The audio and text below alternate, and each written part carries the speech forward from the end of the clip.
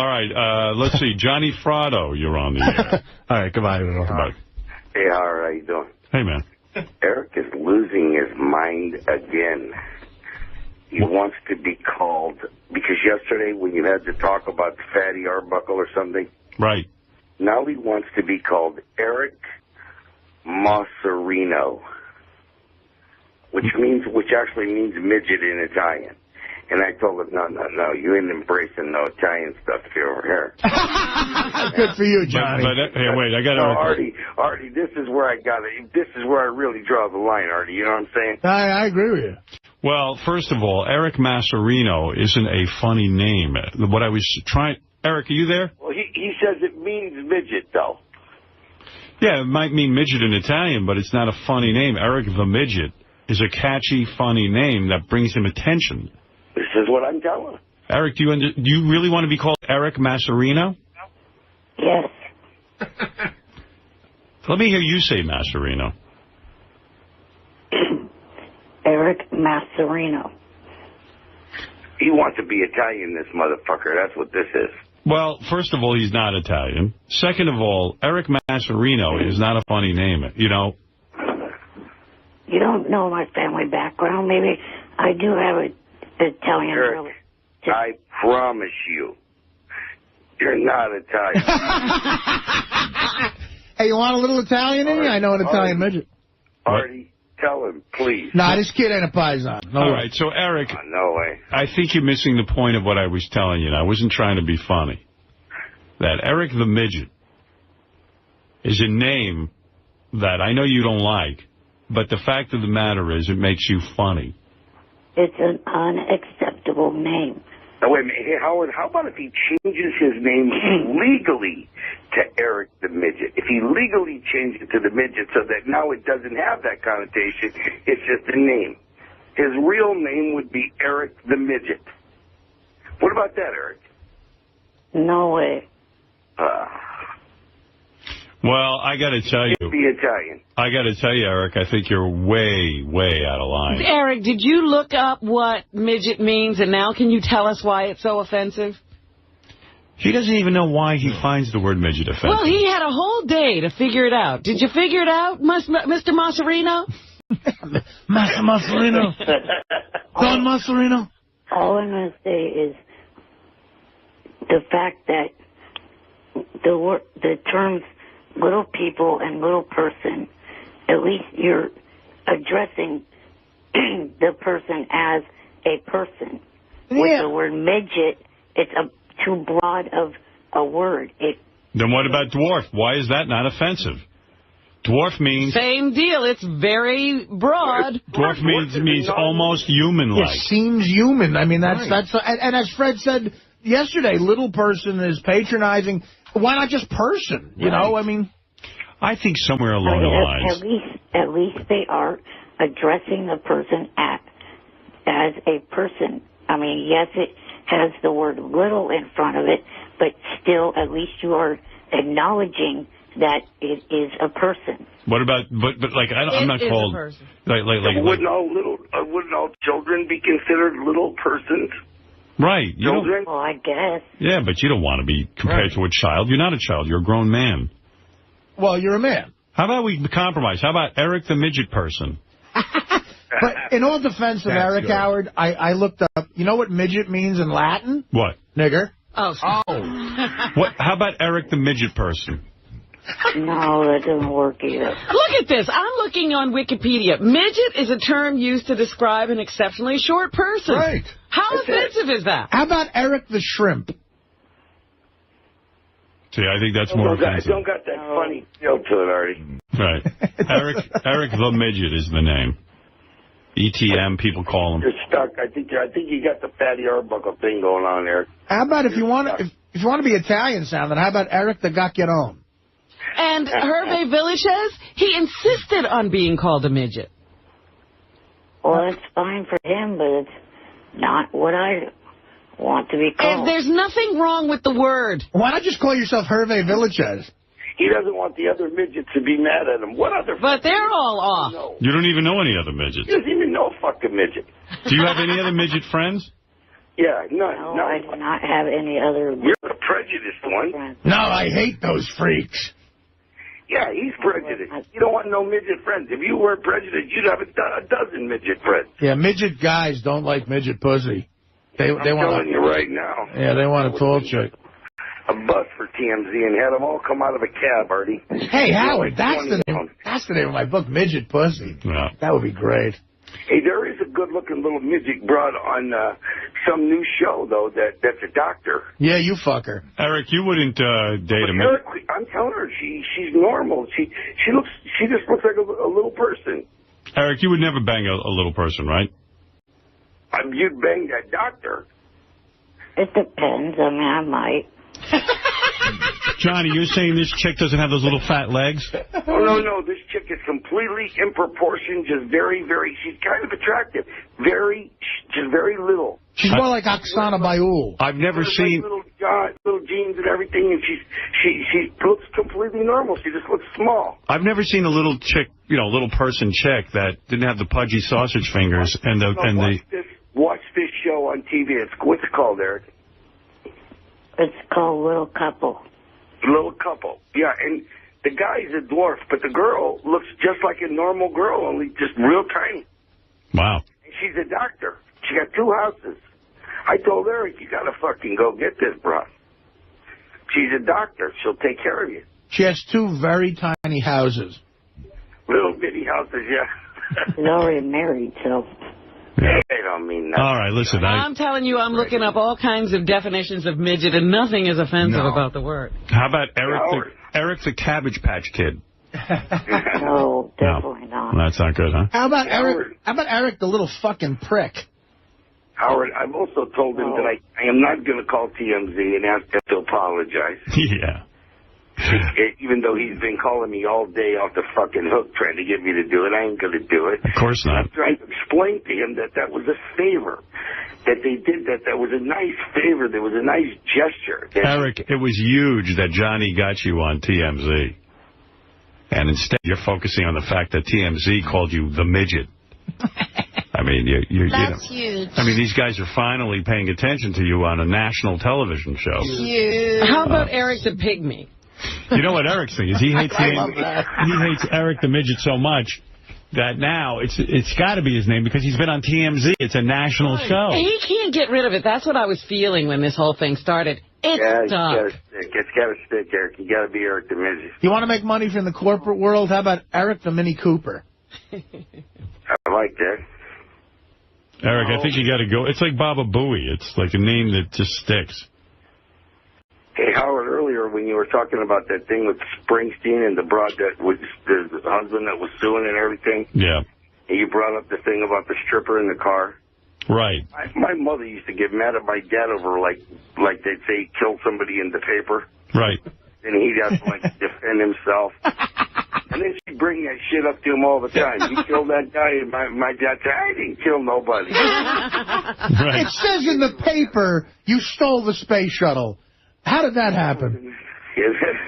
All right, Johnny. All right, Eric, I got to leave, but good luck. Eric, I don't know what to do with this Eric the Midget, Eric Macerano. I don't know what to call you anymore. Tell him, Howard, he's just got to be Eric the Midget. Change your name legally to the Midget. And he doesn't like it. Derogatory. He doesn't like it. How about Marvin Hagler, the famous boxer, changed his name to Marvelous Marvin Hagler, and that's the most ridiculous thing I've ever heard. But people remembered it. Well, then change your name to Marvelous Marvin Hagler, Eric. All right, I got to go, boys. I got to take a break. We'll see you later. Take care. Bye-bye. Hey, Howard? Yeah. Right.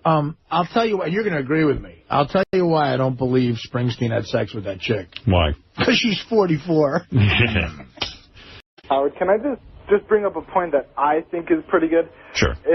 Why did Eric the Midget want to be called Eric Mazzarino? Like, is that midget for Italian? It's still midget. Well, listen, somewhere along the line, there was, one of these little people, I believe it was the actor, I can't think of his name, Billy Barty. I think he started an organization. Everyone decided that the word midget was demeaning and that it was similar to the N-word used against black people. Yeah, I think they just picked a word and said, let's make that the bad one. Quite frankly, I've done research on this. I think if I was a little person, dwarf would bother me more than midget because dwarf is insulting. It means almost human-like to be dwarf. So the N-word I get, but so what is their version of African American? Is it little person now? Yeah, is it dwarf? Little person. And I think that, Eric's got it in his head. Steven thinks this is funny.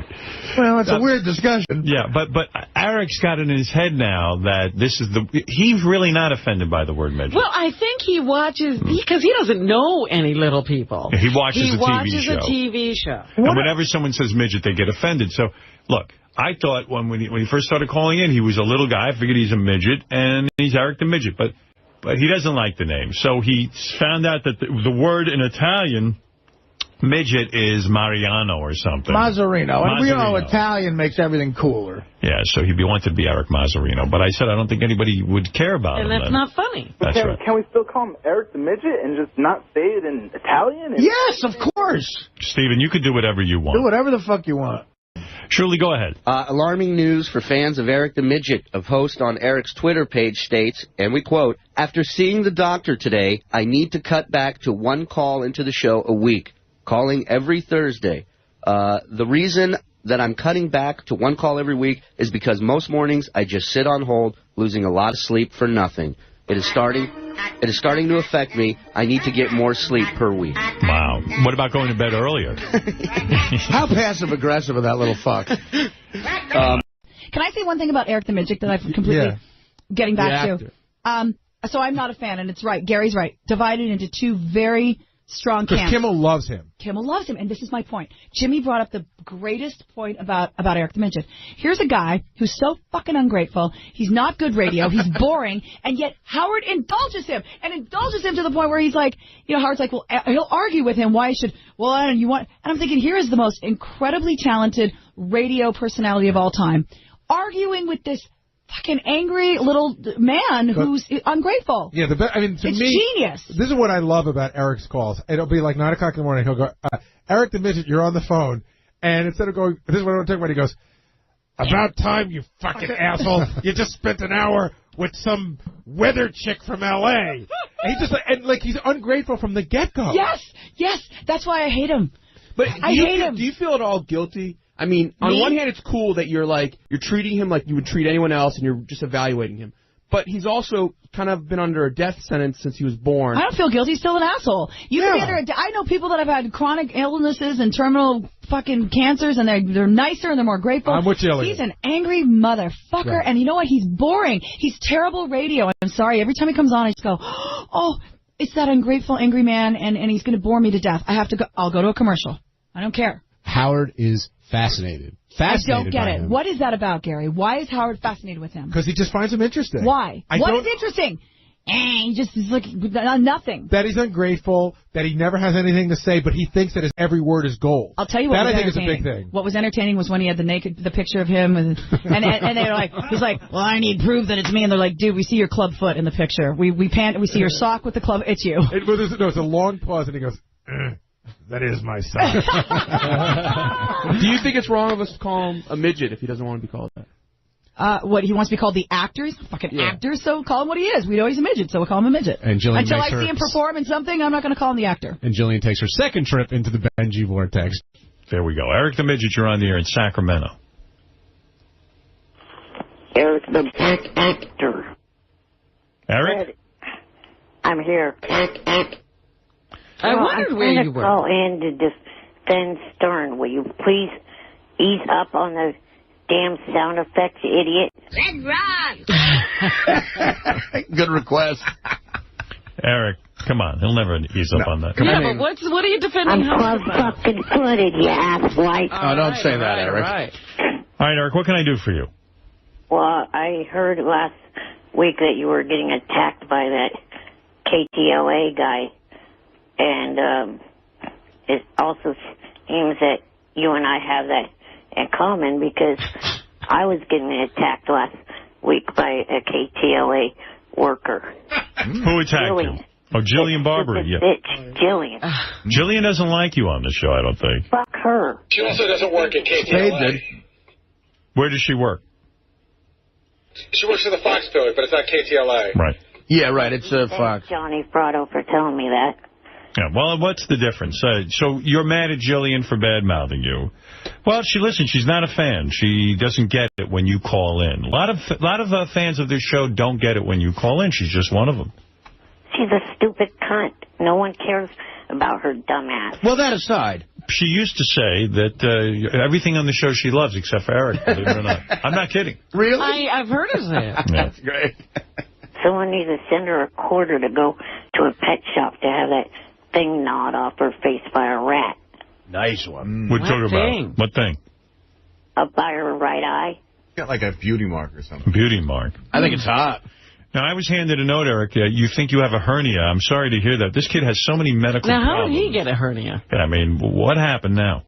It's a part of my disability, the muscle wall of my stomach, that holds all the intestines and everything back. Yeah. It's weakened, and it can allow parts of the digestive system to pop out if it, wants. What are you going to do about it? Are you going to get operated on, or are you just going to leave it? Well, I had a CT scan done yesterday to see exactly what's going on. And hopefully this Friday I'll hear the results from the doctor, and then after I get back from my vacation, and we'll see what, needs to be done. What is a vacation for you? He goes to his parents' boathouse. Yeah, but what does he do different? It's going to be a family vacation where I'm going to be going with my parents to the East Coast. Where in the East Coast? New Jersey, the Jersey Shore. Oh, very nice. Now, listen, I'm worried about you. Are you going to last through the rest of our contract? I can't lose you. I lost Blue Iris. I lost Kenneth Keith. Kenneth Keith Kallenbach. I lost Hank the Dwarf. And Jenks is on the ropes. And I think I've lost... Pallet? Cliff Pallett's gone. Cliff Pallet. I mean, do I have to start making contingency plans, or are you going to hang in there? No, I'm sure after whatever gets figured out and gets repaired, I'll be fine. I mean, I've dropped 30 pounds because of it, but that's actually a part that doesn't worry me. It worries my family and friends more than it actually worries me. I kind of welcome the weight loss, but, I'm sure Artie would too. Good one. But... Bye, Eric. We'll see you, buddy. That part doesn't Thanks a lot. worry me at all. It's Take care. the other stuff that's going All right, man. And that's it. We'll see you later. I am worried that Eric is... 30 pounds is a lot of weight for Eric to I lose. thought he weighed 30 pounds. Yeah. No, I weighed about 75 to 80. How much do you weigh? Now I'm down to 50.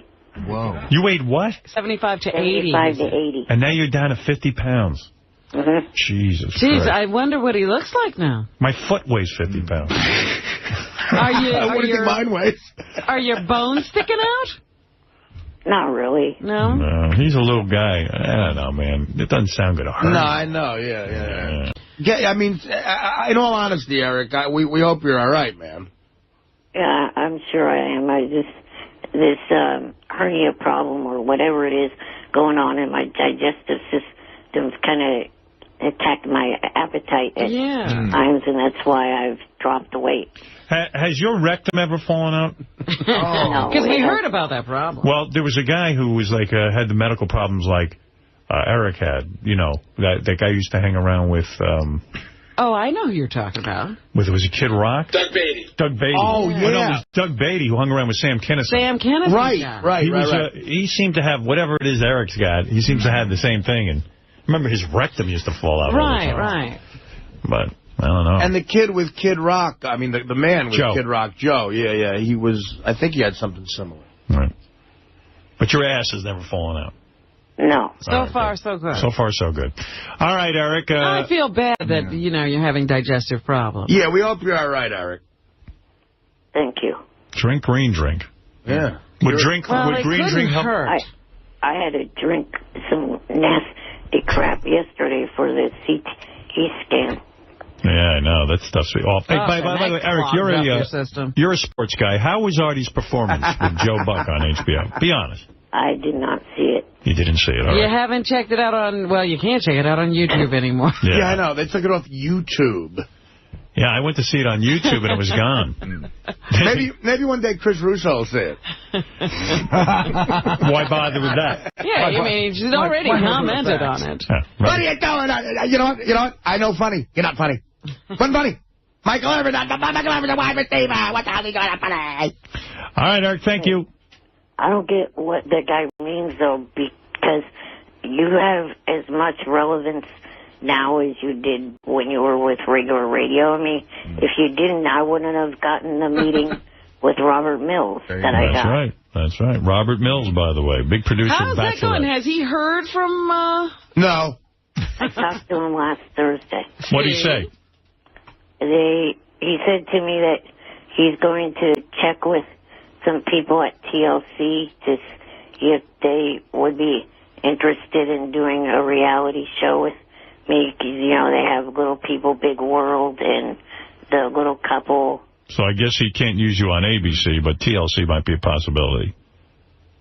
Right. All right. And you're open to that? Yeah, I would be open to that. I'd hold out for ABC, Eric. Eric, I speak fluent show business, and what that means is fuck off. It does kind of. Yeah, I mean, you got to be careful. Call him again, because when he says he'll check with TLC... Should he call every day, like every hour? Probably call every single hour. Yeah, What right. do they say about the squeaky wheel? The squeaky wheel gets the show. Yeah, the squeaky midget gets the show. That's me and the Mills. Millsy. All right, Eric. Good luck, and I hope you feel better. Yeah. Thank you. All right, We do. All right, Eric the midget. Eric the actor. Yeah, now, because he's feeling bad, Eric the actor. Eric the actor. Eric the actor. Let's go to Andy in New York. Andy, you're on the wrap-up show. Hey, what's going on? First, guys, start out. I really enjoyed puking up my morning coffee, Sal, you dick. I'm sorry. I'm sorry. Yeah, I was just wondering if you guys had an update on our favorite evil midget. Is he alive? I guess. I mean, we don't talk to him over the vacation, and isn't he got us down to one day a week that he's talking to us? Jim McClure just gave us an update. He's on vacation at his family's beach house. So he seems to be doing all right. But he's back to 23rd. And do we know that he make it out for Midget Day here in New York? He's okay as far as we know? Yeah. Okay. You think he's got a bathing suit? We tried to interview him. I actually gave him an opportunity to do a special, like a Monday night special over the vacation, but he just sent back a quick email that this is vacation, no work, no show, and he'll be back As opposed on to the 23rd. what? All that work he does when he's doing nothing? I think he was going to come by the office, but instead he just showed his family the front of the building. He wouldn't bring them up here. Oh, he was up in New York? So, yeah, he was in New York for the Little People conference. convention. Oh, Little wow. Person convention. I wonder. But- I wonder what kind of reaction he gets there. If he's sort of a celebrity there. It's a good question. We can ask him next time when he ends vacation and Tell calls us in. he has some sort of ailment right now. Yeah, he had something that needed to be taken care of, I believe. I bet you he's all right. I bet you he's polarizing at those Little People conventions. Like some people Right, probably love yeah, him for right. being famous, and other people think he's mocking midgets and stuff. Actually, like if you that. look into the history of midget dwarf, the terminology, it goes back to those. Originally one was good, then one was they were like the superiors. I think the midgets were originally superior, right? And then it reversed. Well, we used to have these guys that used to come on the show. Remember Marty the midget? Yeah. And he used to come on with Michael. I don't remember. Michael was like the two of them would come on because they were elves in the Christmas show, and that's how we first met them. They would come up every year, and then Michael stopped doing our show, and he was even on that show, Big World, Little People. He was like at one of the conventions. Yeah. And what happened was he started going to the conventions. They were giving him a lot of shit about our show, and he decided to embrace being a little person more and not be exploited. And he stopped being an elf, and he stopped coming on our show. And Marty went on to have a big movie career. Marty's in fucking commercials. Pirates of the Caribbean. Marty's in if you need a cool little person, Marty's your guy. There was a headline. It must have been from the conference that they're trying to get the FCC to ban the word midget from broadcast TV. That's true. They want to treat it like the N-word. Hey, Richard, do you remember? But the when, N-word's not even banned. We oh yeah, good point. We bumped into Wee Man at Scores. Remember that night? Yeah. And we flipped out. We went absolutely crazy. What's his real name? I don't even know that was really Wee Man. Are you sure? No, it didn't look like Wee Man to me. Were you guys profiling?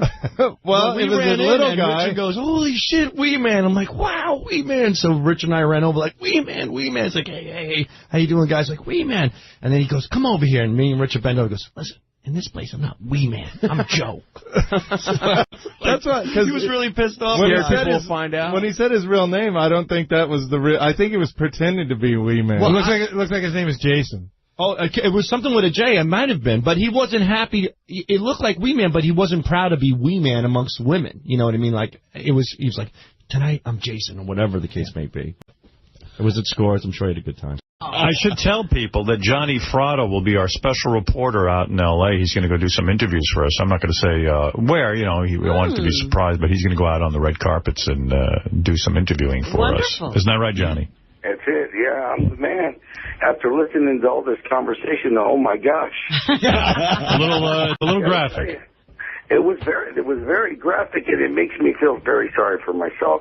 Howard, I am like, anybody ever see that movie Baby's Day Out? No. Where the baby keeps sneaking out, the baby crawls all over. Somebody taught this 8-month-old how to crawl. It wasn't me. But, man, I spend all day and all night just finding... Johnny's one of those guys, older guys, who has the young kid. Yeah, he's got 2, I think. Yeah, like people have said to me, I should... Bro is teaching that little one how to walk. People have said know how to do nothing a week ago. He couldn't fucking do a thing. He sat in the middle Johnny, I say people have said to me I should have a child at this late stage of my life. Howard, I would never do it. I don't want to be chasing a kid. Please, you can't, Howard, I'm telling you right now, you can't do it. You can't. You're not finding the joy that Al D'Amato spoke of? No. Al D'Amato's out of the house. Al D'Amato should be killed. Well, take it easy. Johnny, you're making a joke, I hope. I am making a joke. Yeah, right. I want him to know that Al D'Amato should not be killed, right? I'm saying, to make a statement like that, though, listen, that guy can't be that much different than me. And I'm telling you, this little kid is wrecking me. Right. For real, I'm serious. Right. Howard, he goes from room to room. You can't stop him. Yeah, I know. It's hard. I don't care how many pillows you pile up or whatever. The 7-year-old taught him how to do it. Yeah, it's... He's the one to be to blame. So Johnny will be out there. Johnny knows a lot of people out there. He's gonna go talk to some people for us. All right, Johnny. Good luck. Good luck tonight. Well, Eric doesn't know about this yet. So I have a feeling we're going to have a problem. Yeah, Eric the Midget will get jealous? I have a feeling that this was something he was after, and I didn't tell him. I'll ask him. Eric, we haven't spoken to you in over a month. I know. Good morning. You there? Uh-oh. Hey, Eric. I'm here. Hi, Eric. How you doing? Good. Do you guys still talk, or are you guys kind of on the outs with one another? Oh, we still talk. And I just forgot to tell him about that. And Eric, you haven't called in about a month because Eric... something's going on with Eric where... I don't even know. Why are you not calling in again? I forget. Well, I was on vacation, for starters. Okay. So... Aren't you always on vacation? No, I'm not always on vacation. How can you tell when you're not? When you don't work, how do you know you're on vacation? He was on vacation from the Howard Stern vacation, yeah, but doesn't vacation usually refer to if you have a job? It's a break from work. Right. I guess he considers phoning in work. My parents don't have a job either. They are both retired, and there was a vacation that they were taking with me. Right, but they're on vacation. You're not. No, he's saying they don't work either. They're retired at this point. Yeah, it's not. By the way, it's not a vacation if you don't have a job. Right. So nobody knows when they're on vacation. Right. In that if you're a person who doesn't work, you can't be on vacation. That's a good point. It's not even a point. It's a fact. It's a fact. You can't be on vacation if you don't work. You're just moving to another place not to work. When we have time off, it's a vacation. Yeah. It's vacation from work. Yeah, you just went somewhere. Right. You just moved locations. That's right. You didn't work in another location. Yeah, in the movie Vacation, Chevy Chase has a job. And right. He goes on vacation. That's the definition of a vacation. There'd be no movie if he was unemployed. So stop saying you were on vacation. So, Eric, please don't say you were on vacation. I was on vacation. I'm going to say I don't give a shit. Eric, you were not on vacation. No offense. What job did you stop? It was a fucking family vacation. No, Eric, your parents don't work and you don't work. It was a trip. In other words, what are you obligated to do today? What is your... No call with me has got to be part of it. But yeah. In other words, you're on vacation today. Under that definition. Am I right or am I wrong? I don't know. I know. Listen, I'm no rocket scientist, but I know you got this figured out. I got vacation figured out. Yeah. How was your day different on vacation, Eric? In fact, every time I pick up the phone with Eric, I should go, how's your vacation going? Wish I never got picked up on DUI. What? He just said to Artie, at least I never got picked up on DUI. Artie, well, you don't drive, do you? I drive my wheelchair. Oh. You can't be drunk for that? Don't forget about your Cadillac. All right, anyway. That too. So Eric has slowed down with his amount of phone calls, and that's fine. Well, he was on vacation from phone calls. Right. Right. This is promotion for him, I think, which is work. But didn't you have some sort of epiphany about the show? And I don't know. What, has something changed, Eric? Yeah, something changed. I forget what it is. No. No? Oh, okay. All right, Johnny, good luck tonight doing your thing. And Eric, thanks for the call. Great to hear from you. Glad you had a good vacation. I'm going to... Bye, Eric. The calls are going to be few and far between for a while. Why is that? Again, why? Well, the thing I was hoping on vacation was to get over this little respiratory problem I have. Oh, yeah, it was health. It didn't happen. Oh, I'm sorry. Yeah, it's health stuff. See, I knew there was a reason he wasn't calling you. Whenever I feel up to it, I will be calling it. Good, all right. Okay. Listen, your health comes first, and I'm glad you're right, Gary? Yeah, but again, he's got the same thing as Angry Black. He's just stressed. His doctor told him not to be on hold so long because he's stressed. He left me a voicemail last night. I just pulled it for you because I didn't know he was going to call. Yeah. It's our Gary Page 1 in red, but it's really funny because he announces that he's calling in today. Right. Says, get me on immediately. My doctor says I can't be on hold. I can't be waiting on hold all morning. Right. But why is it our problem? Hang up. Yeah. I mean, if you never called in again, would you get better? Let me hear that. I would sleep more. Let me hear your message. Hold on. Hey, Gary, it's Eric. I was going to let you and the show know that I will be calling in today. You know, I'm back from my vacation finally. It got delayed. Just hoping to get on air as soon as possible because I'm still having some health issues and I cannot be sitting on hold for hours on end. And I'd like to get on air today. Okay? So please, hopefully help me get a little bit of airtime as soon as possible. Okay, thank you. Bye. By the way, you could take the word airtime out and put heroin in because that's what it sounds like. You know what, though? I tell you, Eric needs to get laid again. I think that's what's going on. I think his pipes need to be cleaned out. I think so, too, yeah. Yeah. Well, maybe if he wasn't so abusive to the bunny ranch, he could go back. What is he doing with the bunny He was ranch? like taking limos and calling them constantly, and he overstayed his welcome. Oh. Yeah. Howard, does Robin look like a black version of Veronica Lake with the hair and eye? Yes. Yeah, I like that. Yeah. That's what I'm picturing.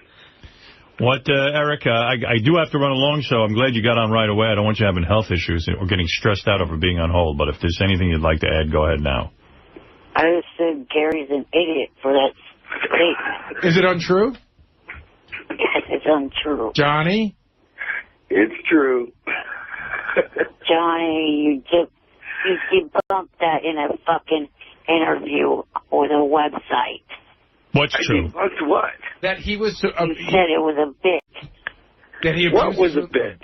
Oh, that he The abuses limo relationships with the shit. Right. Not the limo shit. I said the car shit was a bit. The limo shit was very real.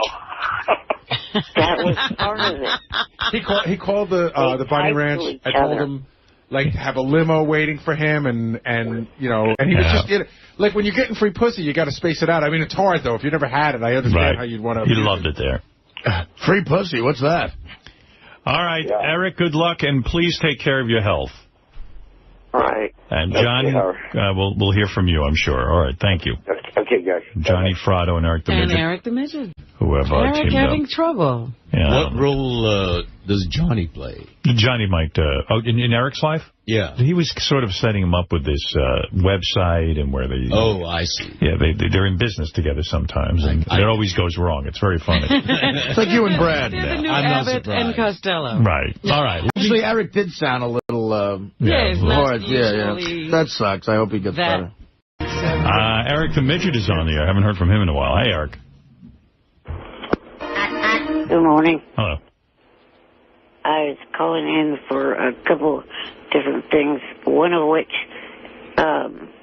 Brooke Hogan was in your studio a couple months ago talking to you about whether or not she would do Playboy. Right. She posted some photos on her MySpace page of a LA photo shoot where it's pretty close to being Playboy photos. Naked? Where do you see those? On MySpace? Yeah. And what do? You type in Brooke Hogan? Well, if you're on her friends list, you can see her photo gallery. And she's about naked? Do you see any titty? Yeah, you see like a side view of her breasts, and she's got her hands over her bare breasts, and she's got like a thong on or something like that on. You see any side nippage? No, because that's not allowed on MySpace. Did you beat So off she's to using them? the hand bra thing. No. So she did a hand bra? Yeah, pretty much. Yeah. Yeah, that sounds good. I'll go take a look at that. Hey, Eric, calling in with something good. See? He saved himself for a month or two, and he had something Well, going on. how's he doing? Is he getting over that lung thing he had? How's your health? Oh, it's getting better. I'm on pure oxygen right now. Pure oxygen. I'm always afraid we're going to lose him. I can't afford to lose another one of those, for lack of a better term, whack packers. I think he'll be all right. He sounds like he's taking the proper precautions. I've got some more doctor visits to do this month. Poor Eric. Just stay on top of that, man. I bet they'll keep you around a long time. Artie says take care of yourself. No, I'm saying, it sounds like he's got good people around him. You got good people around you. Always make sure you get to the doctor, right? Yeah. Look at you all concerned. You're usually yelling at him and calling him an asshole. I mean, it's life for, it's life or death. I want the kid to be around. You got Jewish doctors, Eric? My cardiologist is Asian. That's good. But they're smart. No, that's good. That's a good group. And my pulmonologist, I think he may be Jewish. I'm not. What's the last name? Do you know? Sankri. Say again? It's Sankri. That don't sound Jewish to me. I can't remember the exact pronunciation, the exact way you pronounce the name. I don't know if I like that name there, but... You're not leaving out a Steen or a Berg at the end? Sure it's not saying Steen? No, it's Sankey. Oh, Sankey. Oh, that could be Jewish. Sankey. Sankey. He's the doc for me. Pulmonologist. And what else? Also wanted to say happy belated birthday to Johnny. By the way, are you going to do anything with, the assignments that you sent him on? Yeah. Oh, he's been out? Oh, when we sent Johnny. Yeah, we're probably not going to air those because Johnny... We sent Johnny out to ask questions on the red carpet, Johnny Fratto. Yeah. And Johnny's good. I think he's going to work into something really good. But the problem is, I think people are afraid of Johnny or something. Oh, dear. But also, Frightening. but Johnny also, he becomes pals with everyone, and then he's afraid to ask the really embarrassing questions. That's part of a problem that he has to get over. Yeah, Gary said he listened to all of Johnny's stuff, and like Johnny will meet, let's say, I don't know, Brad Pitt. Hey, Brad, I knew your brother who, so he's got connections to everybody. Yeah, and then until Brad will talk to him and go, hey, Brad, how you doing? Oh, good, Johnny. You doing all right, huh? yeah. And then like he'll ask one nice question, and he got to he'll go who's your favorite porn star? And they'll go, I'm not really into porn. And he'll go, listen, I got to ask you something. You ever, with girls, you ever hook up with them that time of the month? But the question is, will you bang a chick on her period? Right. And he's, he changes it around. He's being nice. He's being nice. Right. He's too nice. Trying to be a buddy. Yeah. But I do have to tell you, this is the reason why I think he's going to work out great for us. People seem to like him. Right. Even if you don't know him. I don't think they like him. I think they respect him. I don't know. He buddies up to you right away. He goes up to Joe Montana, and Joe doesn't know him from a hole in the wall, and he goes, Joey, what's happening? I loved you. And he names an obscure movie, and he'll name the character in the movie. I love that movie when you played Jimmy Joe Bob. That's the best. And then they like him right away. Right. And then he won't say to him, do you ever fuck a chick on her period? Right. So he can't lower the boom once he's gotten through. Johnny ends up partying with him. He asks some tough questions, but not the I call it the knockout punch. Stuttering John, I got to give that man credit. Right. He could stand up in a room and ask the most horrific question in the world, and he could give a shit less. Right. And that's a talent. Yeah, it is. He got up at a press conference with Ringo Starr at Madison Square Garden, where it's a room full of Beatle lovers, and he totally insulted them. Yeah. And felt he was entitled to be there. What'd you do with the money? I remember. They booed. Remember, people yelled at him. What money? What money? The money for singing lessons. Singing lessons. Singing lessons. John, I'm going to pretend I didn't hear that question. Wait, that's another thing. John sat with Fred Gwynn at an art gallery. That's the best. That's one-on-one. One-on-one. I mean, really tough. Do you think Van Gogh ever dressed up as Frankenstein? Herman Munster? I don't think I understand the question, John. I got to tell you, for me, my favorite one visually, not so much for radio, but visually, John got Imelda Marcos in a revolving door, and he stopped it. He wouldn't let her out. And then he asked her if she ever farted and blamed it on the family dog. And she's pushing, and John won't let the door go. Yeah, Johnny's got a long way to go. So, Johnny might work into something, Eric, but, he's afraid to ask the killer question. It was his first time out. I thought he did very well, and we're gonna keep working with him. I ask because, that's something that I asked you guys to be a West Coast correspondent. You're too nice. You wouldn't ask these questions. The problem, Eric, seriously, the problem with you is that you're not, and I don't mean this as an insult, but you're not mobile. If I called you today instead of sending you out this weekend, there's so much involved in getting you to where you have to go. You're like, well, I got doctor's appointments. I need somebody who's in L.A. and ready to go. Yeah. Well, speaking of L.A., you guys have any trips to SummerSlam? No. What's SummerSlam? Is that a wrestling? That's a WWE, yeah. No, we don't have that, Eric. Hey, Diana DeGarmo called us this week. Yeah. She wants to come back on, but... Yeah, but... Is Eric off of her? So you still into her? Yeah.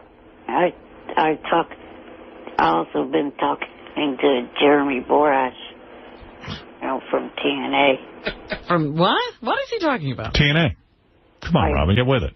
Did you know Eric speak? Borash. It's obviously a wrestler.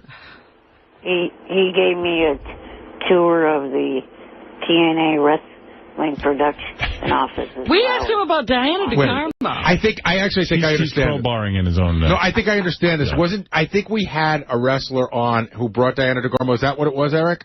Yeah, he was part of the group that day. Oh. Right.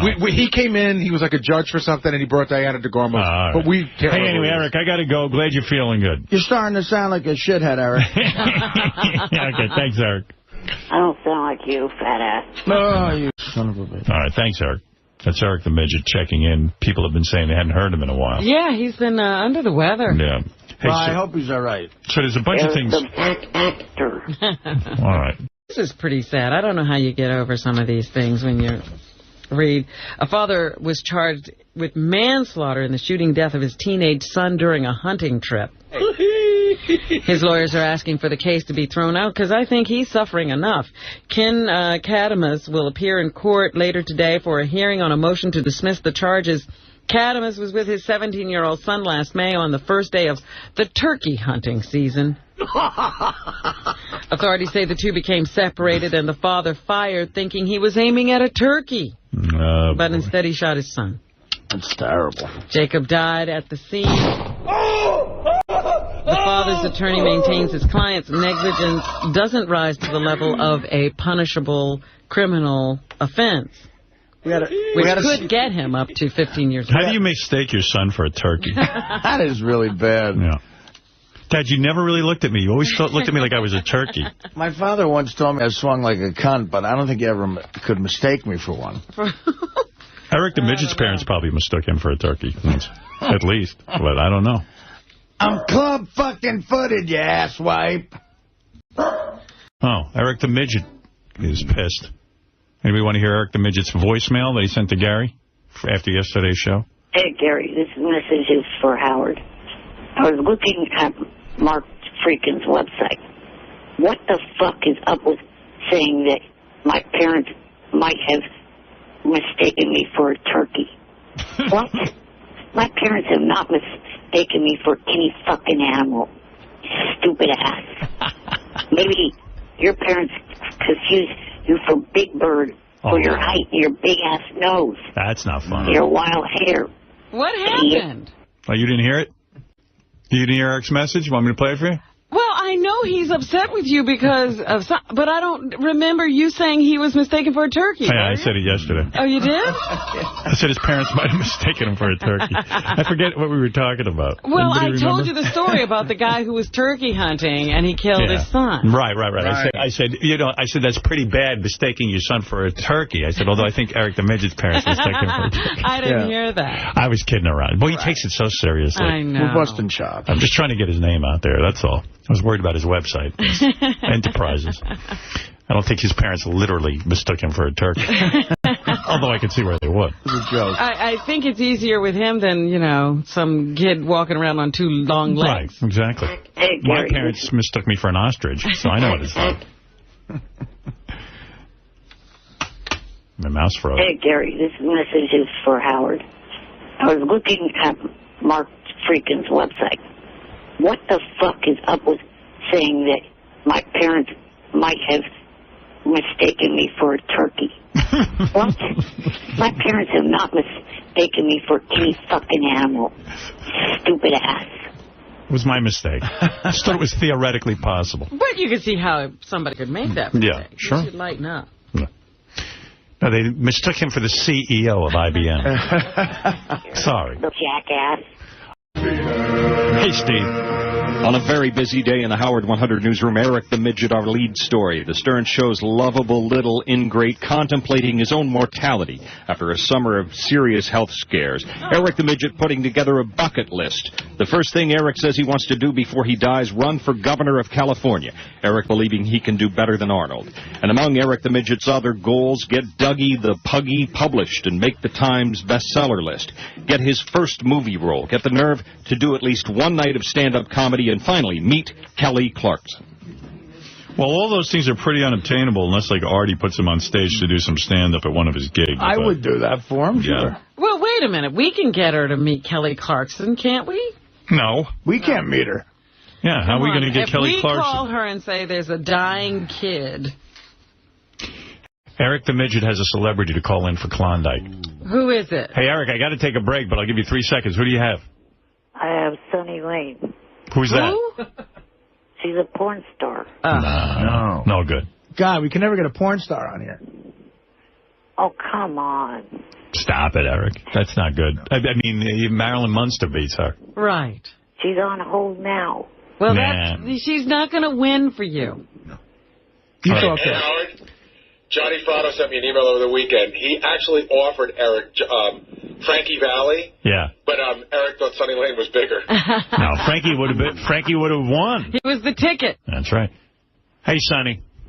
Hi there. How you doing, baby? I'm doing good, darling. Hey, Eric, have you ever banged Sonny? No, but I hope to soon. Sonny, How's that going to happen? Sonny, will you ever bang Eric the Midget? No, he's my good friend. We chat and everything, but no, I wouldn't fuck him. Why does Eric get the friend thing? I mean, what is it about? Eric thinks he's going to fuck you. Eric says he wants to fuck you, and I think he thinks he's going to fuck you. Well, they all want to fuck me, don't they? Yeah. Hey, Eric, she says she's not going to fuck you. Okay. That's months and months of work he's put in. Well, we got to know each other, chat back and forth. I don't know. Have I had Sonny Lane on the show before? I don't know. I think you have. I've had you on, haven't I, Sonny? I think you do know me, yeah? Yeah. I have not been in studio, but I've been on the pay-per-view and so forth. Right. I was ABC Primetime a few years back, and I'm not just a porn star. I'm a little bit more than that. I got a documentary crew following me now. I'm also doing mainstream work. I had a big movie at Tribeca. You must be hot. Did anybody get a picture of her so I can get worked up? Please do. SunnyLaneLive.com is my website, or you could go to the Bunny Ranch under Sunny Lane. Oh, you bang at the Bunny Ranch? Oh, yeah. I get to see all my fans, and they get to come and have their pleasure with me and live out all their wild fantasies. And I've got a new thing going right now. Oh, so can Eric... And still Eric can't get you? And Eric can't get you? I mean, at the Bunny Ranch, some of these girls are doing him. I know. He's having so much fun over there. So if the Bunny Ranch says to you, do Eric, will you do it?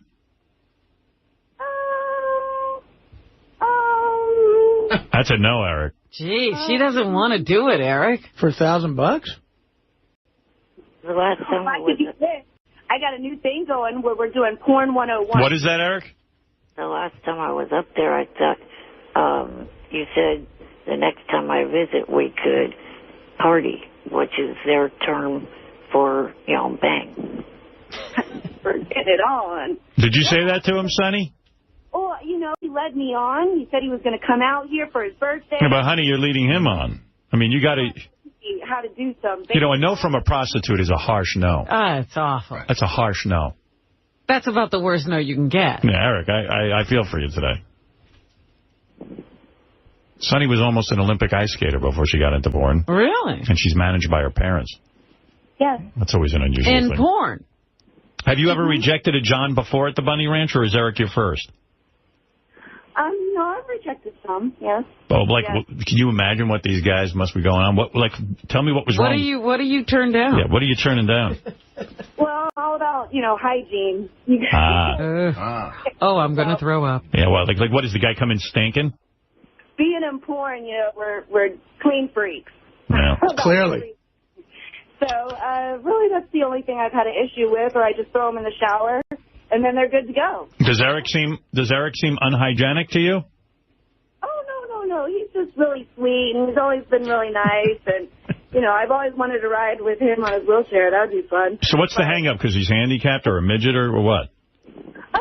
No. We've just gotten really close, Yeah. It's just like in porn. When you have a... Poor Eric. He's getting the friend rap from a prostitute. You don't want to fuck them because they're good friends like that. Yeah, but in porn, you fuck them, though. Well, no, you don't fuck your good friends in porn. No? Cool. No, why do that? That doesn't make any sense. Well, Eric, I hate to break the news to you. I don't think it's going to happen. But maybe if you work her a bit, you know what I mean? He's been working. Next time you go to the Bunny Ranch, have $2,000 stapled to your forehead. You realize what happened. He worked and he wound up in the friend category. Sonny, I don't know if this will help, but you realize Eric could die soon. No, it's not to that extent. Oh, no? You're not that sick? No, I've got problems, but they're minor. I'm trying to help you. Tell her you're going to die soon. Yeah. Sonny, Eric's going to die soon. Eric, right? Yeah. Yeah, see? So you have to have sex with him. What do you mean your problems are minor? What's this bucket list bullshit? All right, listen. I have to go to Stanford this week for a visit to see what's going on, and then I got 2 other doctor appointments. Yeah, Sonny. You see, Sonny? Sonny, why not make his life? Give him a little sex, a hand job, something. Well, he gets to see me all the time on my cam show every Wednesday. Oh, boy, a heartless woman. What a way to work at a plug. Blow the fucking kid. He gets to see me on my cam show, which is every Wednesday on. That's everyone who has a computer can do it. Right. Some friend you made here, Eric. I'm all alive and in action, you know. Also, I was hoping to see him for Dennis's birthday. He's having a big dash out here, but I guess I'm going to be in New York and New Jersey. I'm going to be out your guys' way. Right. All right, hey, Sonny, Eric, I got to go because I got to give a lie detector test to Larry King's wife. It's very complicated. Sorry. There's one more plug that Sonny didn't give for her. Oh, get out of here. What are you doing? It's Vote of the Year. Vote for me. Because I got the best restaurant. I'm all natural from head to toe, and I'm guaranteed to rock your world. Eric does know that. Hey, Eric, I'm going to ask Sean King if she'll do you. Boy, Eric, you're a good friend. Yeah. All right. Hey, guys, I got to go. Thanks, Sonny. Thanks, Eric, and we'll speak to you soon. Bye. All right. All right, take care. Would you do, Eric, the retard? I mean, the small kid. All right, let's take a break. I feel so bad for Eric. Eric is working in her plugs for her, and she's going to do nothing for him. Yeah, what a good friend. That's a friend. Yeah. Sheesh. Also today, Eric the Midget's dream to do a little stand-up comedy scheduled to come true in San Diego this December at Artie Lang's show there. But the little guy's dream may have to be deferred. Eric reporting he may require surgery soon to correct a fluid buildup in his heart. Aw. Nice. Sucks. Is he writing material? I don't know that answer. Steve would have to ask him. I hope so. To do stand-up, you got to write material. Like Artie walks around with a little book. Writes. I see him all the time. He's writing lines now. This is what you got to do. I mean, is he That's working on it? That's how they work, those comedians? Shuley did the interview with him, but I wouldn't hold my... Agar? Yeah, or Egar, depending on... Ogre? I don't think... I've been corrected, by the way. That reporter for ABC is Moran, not Moran. Oh. It's not Moran. I knew it was Moran. You did? Yeah, but all right. I thought I did not know. was very funny. I wasn't trying to be funny. Just had no idea. Is Eric the Midget done with the Stern Show? Eric writing on his MySpace page that he's having health problems that demand he get more sleep. No more spending 3 hours on the phone before the crack of dawn. Eric also reporting his doctor doesn't want him having sex or going to high elevations, which sadly rules out the bunny and love ranches, he says. Wow. Well, is life worth living if he can't go to the bunny ranch? When has a doctor ever said to a guy, you can't go to the bunny ranch? Wow. No more sex. I want to tell Eric that if he's up to it, he's still welcome to do the gig with us in December, but, only if he's up to it. Wow. He could let us know the last minute. I was talking to somebody about him the other day, and I have missed his calls. Yes. And I do worry that his health has taken a turn for the worse. I saw he was on the phone this morning. We were in the middle of interviewing someone, so I couldn't pick up. You got to pick up, Howard. Well, I couldn't. We were in the middle of something, and he won't wait anymore, so what can I do? Well, he can't. All right. Well, listen, I got a show to do. It's an emergency when he calls. Eric the Midget, you're on the air. Hey, Eric, we haven't spoken to you in a while. How's your health? Good. Can you ever just call me Eric the Actor? Eric the Actor. All right. In honor of your phone call, I'll call you. Yes, because we've missed you. Thank you. But I'm going back to Eric the Midget tomorrow. Shortly. That's right. But today you're Eric the Actor. All right, Eric the Actor. What can I do for you? You're talking about the fact of Beth being in Vegas. Yes. Last week I was in Vegas with my parents, and I went to the Chris Angel show, and she was in the audience. Yes, she was invited by Chris Angel to be in the audience. And then Chris Angel did the thing that Beth dreads the most. He introduced her. Oh, he didn't put her in a trick, did he? No. He actually said something nice. He said, hey, Howard Stern helped my career early on, had me on the show. I'll never forget that. And his wife is in the audience, and it was actually very nice of him. Yeah, he did that at the end of the show. At the start of the show, he did a trick where he ended up in the audience, and he ran right past where I was sitting, and he gave 5 to myself and my dad that was sitting next to me. Yeah, that's because you got the wheelchair thing going on. Are you right up front? No, we were behind the front section. You got to high-five the kid in the wheelchair. Of course. That's the way it goes. You can't run past a wheelchair without acknowledging Yeah, it. I mean, like, you know, it's like when I used to do my book signings, there'd always be like one or two guys in a wheelchair, and everything has to stop because... That's right. They get extra special attention. Because if you're a shithead to a wheelchair guy, you know, that's it. You're going to burn in hell. That's a headline. Yeah, as anyone who's in show business would know, and I'm barely in it, but I know enough that when the wheelchair guy would come to the book signing, everything would say, Howard, this is so-and-so, and he needs to take a picture with you. Yeah. If the guy if you're needs... on two legs, keep it moving. If you're 2 legs, fuck you. It's like, but the guy in a wheelchair. So Chris Angel, of course, high-fives Eric. But, and he actually was really nice and bought Beth paid for their dinner somehow. I don't know how he got that all done, but he did. He was nice enough to treat her special. Afterwards, when we were out in the casino floor, I was trying to look to see if I could see Beth to go up to her and say hi to her, but I didn't see her anywhere. Nah, she probably went. I think she went home after the show, she told me. She doesn't gamble, does she? No. See, that's not her thing. That's not her thing, so that was the end. What else did you do in Vegas?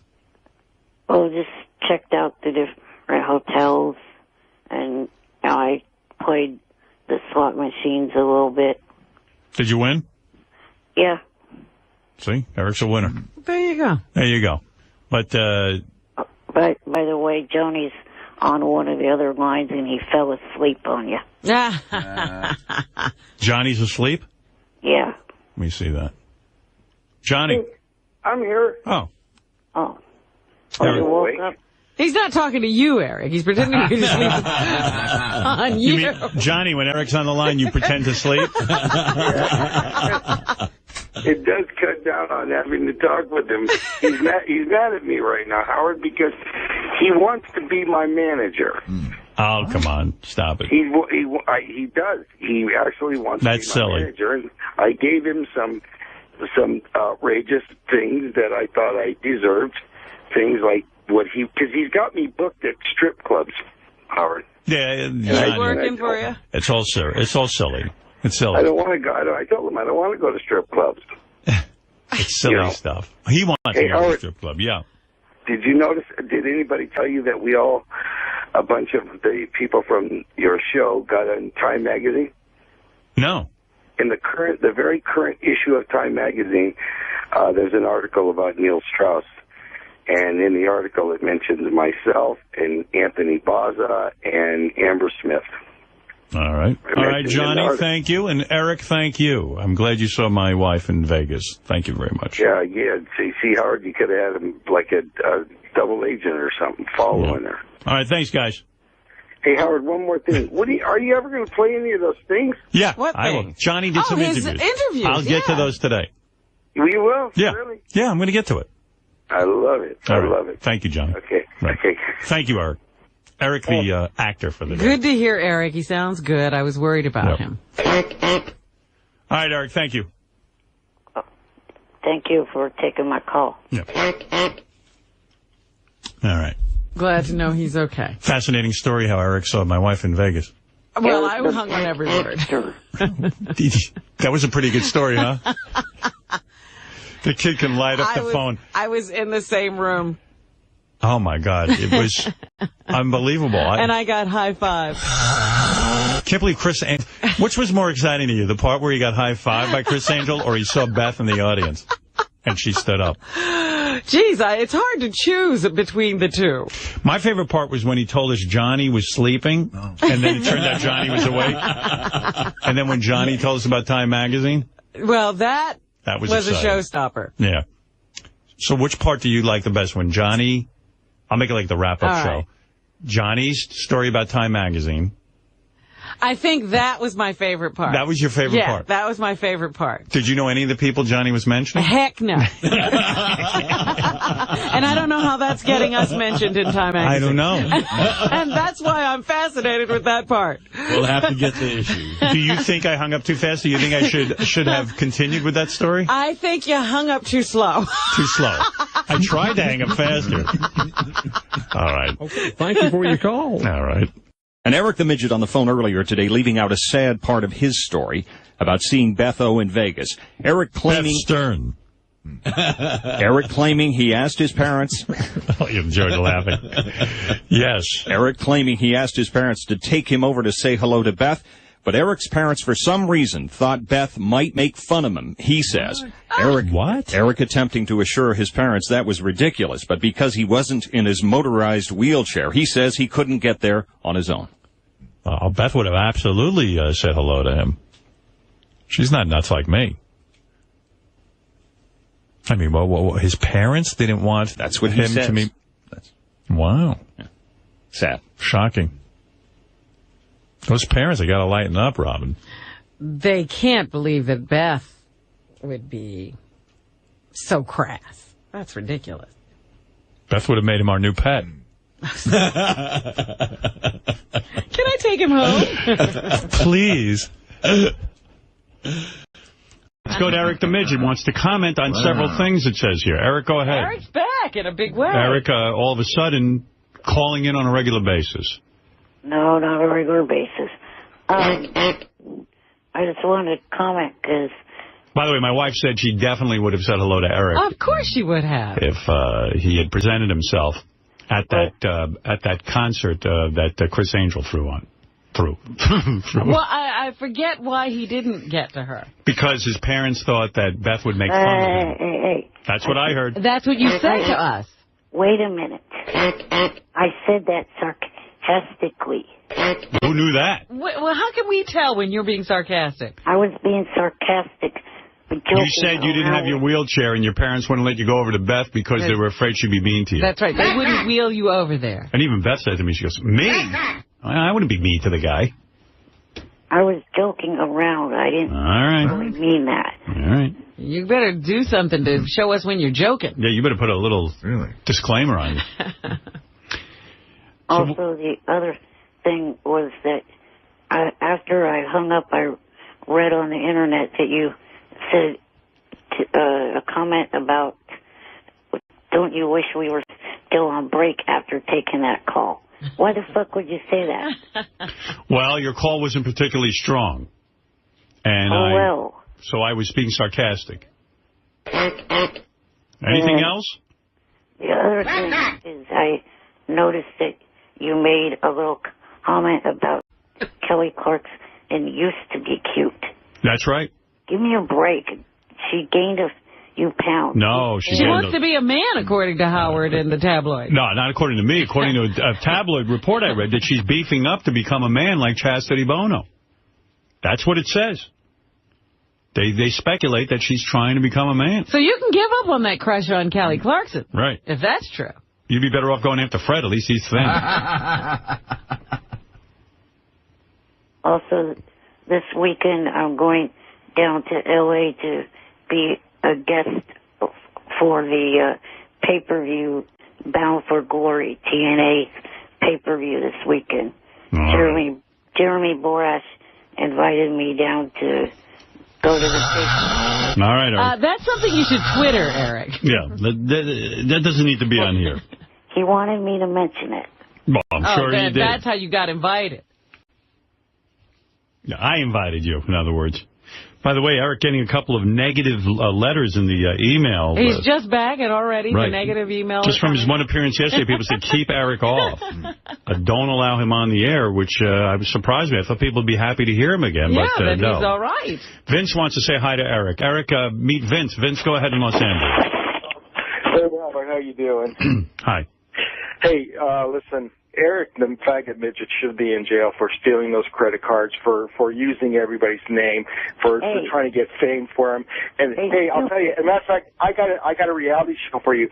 I just came up with a remote control wheelchair.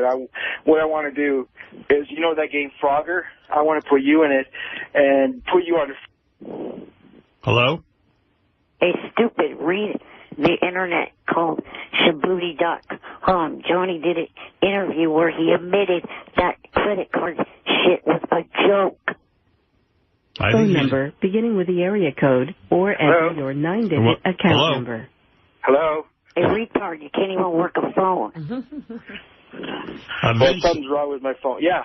You're cutting out, and Eric now claims that anything that went on with... sales-related questions. Hey, Howard, I'm going to call you back on another phone. Oh, please. Okay. Eric, thank you very much. Going to call me back on another phone. Eric the Midget, you're on the air.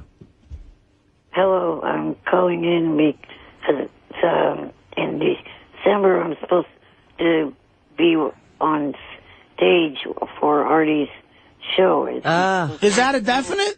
Because I heard you might not be able to do it. Are you Artie, Eric says he's been planning his stand-up debut at one of your shows, and now it sounds to him like... He wonders if it's canceled. He's seeing his opportunity slip through his fingers. Yeah. Well, is it really a bucket list thing? I mean, are you in bad shape? Is this something that's really that important to you? Hang on, I'm going to try to clear my throat a little bit. He's pouring it Okay. on. Well, that was clearing his throat. That was cute when he cleared his throat.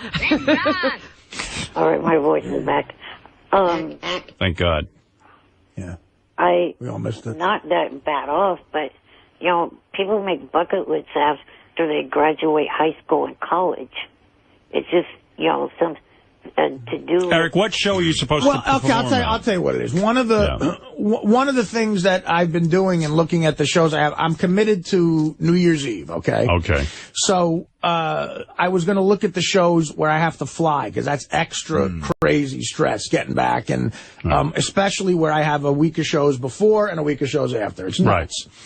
So, you know, the show he's talking about is in San Diego, December 12th, and it's sandwiched by two... Do you think, Artie, now that we know your situation and your condition, that you will be canceling or putting off the San Diego show? You see, now, this is where I feel... So you're starting to feel a little better, you've been medicated, you saw the shrink. Oh, I'm doing great. No, I'm just saying, I'm worried that you're going to get back on this schedule and try to Well, what I want to know from Eric is it more important for him that Artie do the show, or that Artie get better? I think. What do you think? I think in Eric's case, he's got it worse than me. Yeah, you know but what I I'm mean? just wondering if he cares if you're better or if he doesn't. Eric, would you understand if Artie canceled the show?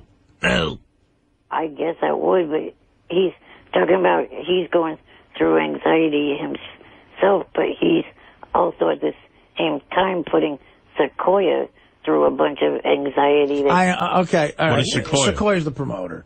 Oh. All right, look, and I'm very sensitive to that, but I'll tell you what, Eric. For you, I will do the show. Don't make any rash decisions, Artie. You have to do what's best for you. Eric, with the pressure tactic, mentioning the word Sequoia. Sequoia. No, Sequoia's that seemed the to guy. get you. I mean, I don't care about promoters because there's contracts here. If you cancel 30 days before, you're allowed to do that, right? So maybe you're better.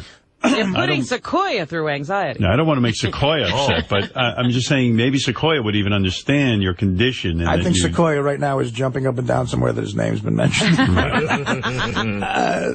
Believe me, there's ways to deal with Sequoia, too. I could do a local show for him that he could promote, and I'll fucking do it for free. He could just take all the cash. Oh, wow. Well, I mean, I don't know. Eric, do you understand that Artie might not be able to do the show?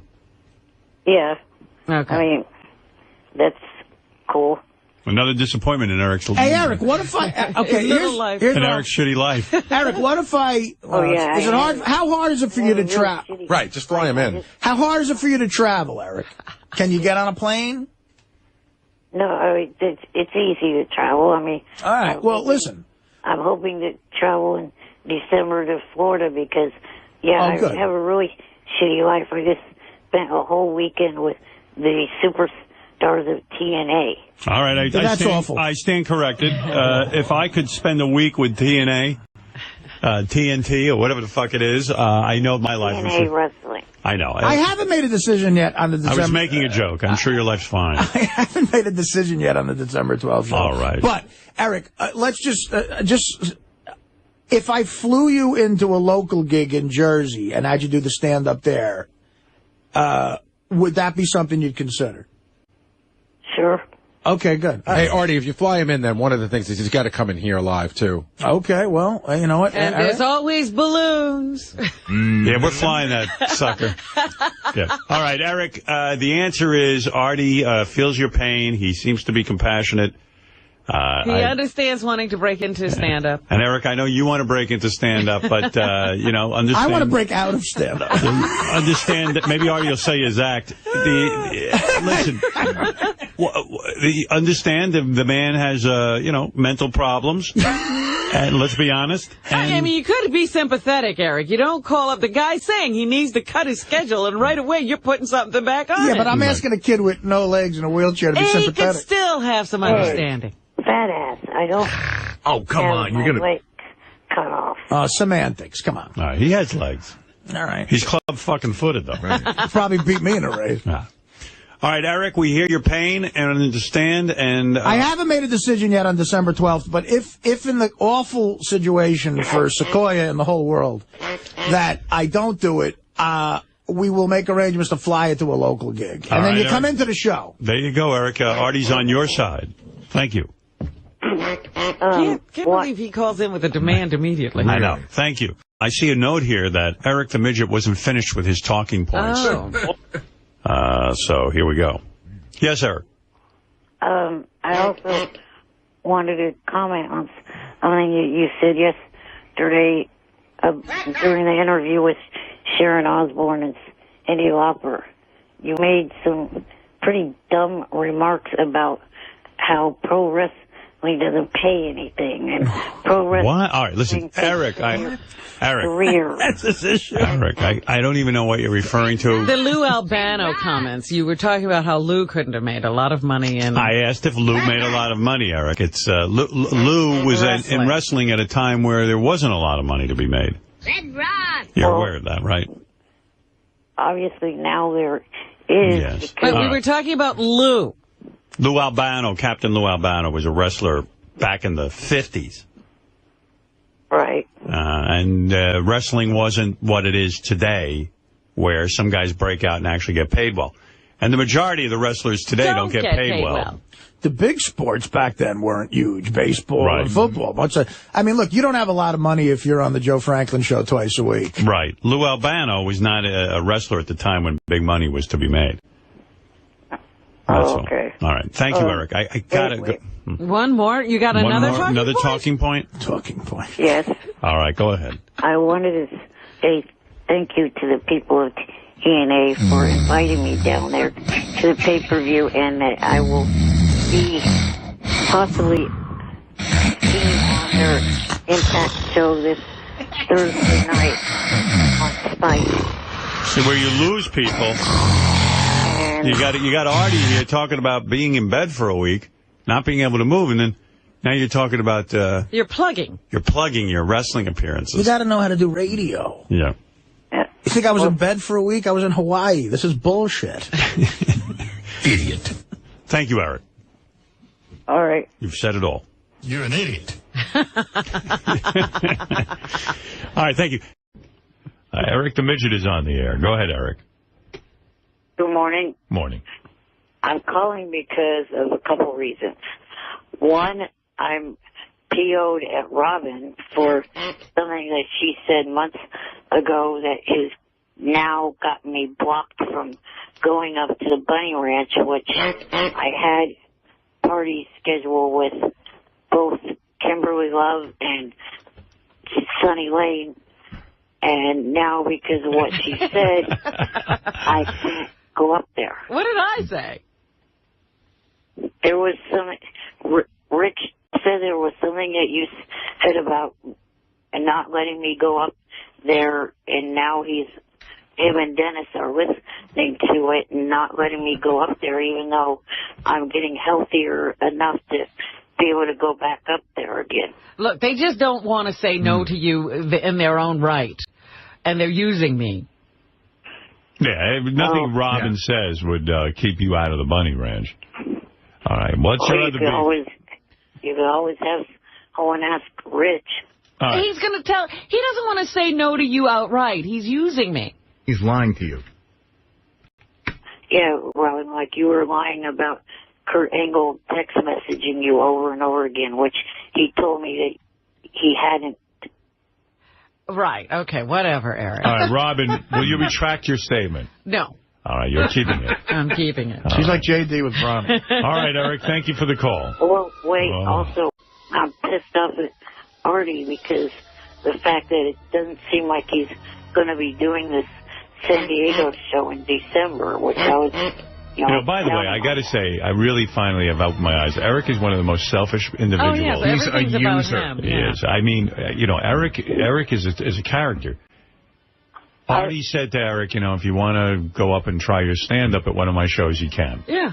And I guess Very generous offer. Right. Eric's going to try his hand at stand-up, and Well, you can't call it stand-up. Well, whatever it is, he'll do. And by the way, it doesn't have to be at one of my shows. The other guys that I work with, Levy, those guys, I'm sure would give Eric a chance to do stand-up. I mean, Well, the fact of the matter is, Artie had a severe nervous breakdown.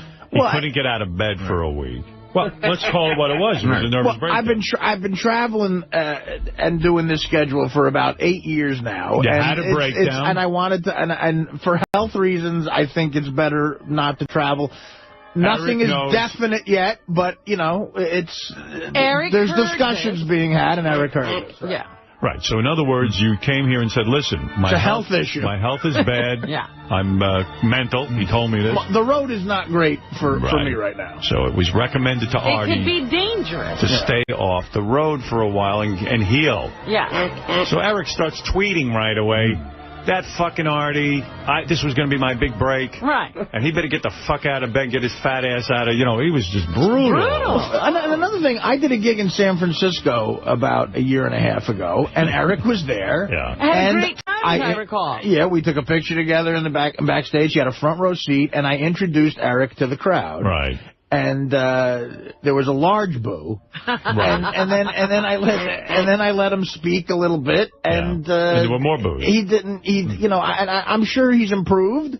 And the fact of the matter is, whether I do this or not, I'll take care of it in the right way. But there are other people who I know who would probably let Eric do stand-up. Yeah, Eric, if you're really dying to do stand-up, you could probably go to your local club. Well, why do you need Artie anyway? If you're really wanting to do stand-up, go do it. Well, I'll answer you that, and it's not a selfish reason. It's because the money was going to help me with Christmas presents this year. So how's that not selfish? The presents aren't for myself. But it's your life. Or family. It's your life you're worried about. You're worried about you standing in your family. Eric, how much money did I say I was going to give you? I don't remember giving you a figure. You're going to supply his whole Christmas. I don't recall a figure being discussed either, but... Right, I mean, it wouldn't have been more than, if anything, a couple $100. Right. And I mean, how far does that go? Were you Christmas? expecting thousands of dollars? I don't know. No. Eric, the thing is also, you're going to last about 13 seconds on stage with Artie. Yeah, it's really a gift from Artie. Yeah, I mean, I was kind of discussing that with the management of this whole thing. What? Here's the thing. I mean, you hear... Were you expecting Artie to fly you to San Diego? Mm-hmm. I was either going to drive down there or fly. And Artie was picking up the expenses? That was kind of being discussed with the promoter. Oh. Well. It was?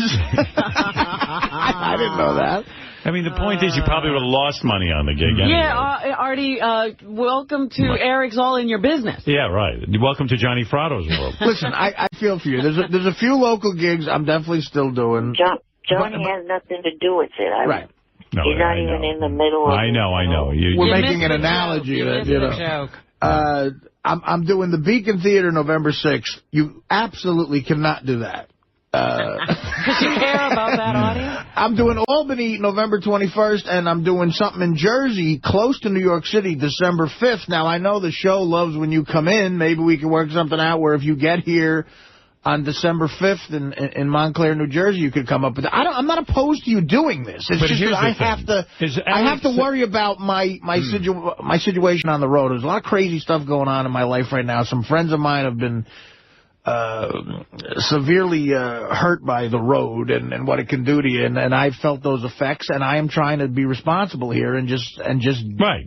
I got a DVD coming out, and that's it. I got to write new material anyway. So You're talking to someone who doesn't care. Yeah, Eric cares about himself. Yeah, and I didn't know I was going to buy Christmas presents for your family. Right. Well, Eric, this is what happens. In show business, there are disappointments. And also, I don't mean to burst Eric's bubble. I know he wants to try this stand-up, but my guess is that, you know, he's going to be up there for all of 12 seconds. But he, you know, if he was actually thinking that he could do stand-up, he wouldn't need Artie didn't find himself an Artie before he wanted to do stand-up. He went and did stand-up. Right. And my advice is send cards to your family this year. I tried this with other whack packers. Like up in Albany, I let Curro thought he was going to do 10 minutes. That lasted 20 seconds. High Pitch Eric thinks he's going to do an hour. High Pitch Eric was hilarious. High Pitch Eric grabbed the mic like he was Richard Pryor. You know what I mean? And then he starts doing like whatever he would say on the show, and that lasted 40 seconds. And Eric, I mean, even I hear you on the phone, you don't have a lot of... Well, we've heard his radio shows. You don't have a lot of... Verve. That's a good word. I mean, what are you going to get up there and say? Do you have a material? Not yet. I was going to be writing something with a friend of the producer of this show. Yeah. Good Lord. But I look, I feel for you, Eric. And if the opportunity came up, I would absolutely, in the right situation, let you do some stand-up. But it's not that easy. Like a lot of people say that to me. Like, you know, I'd love to try stand-up one time. Like, that's like a thing people have. And they want you to put the audience in seats for them to try it out on. You got to get up there, and the applause dies down, and then you have to say something. You know, and it's yeah, before you open your mouth is great. Eric, you really got to grab the audience in a way that's, you know, left to professionals. And the fact that you haven't started writing yet is scary to me because you really have to prepare. And has anybody ever told you you're funny? Eric, have you ever heard that you're funny? Yeah. Really? Who told you that? I've been told that before. I can't remember who, but, you know, I've been told that before. What were you doing at the time? Red Rock!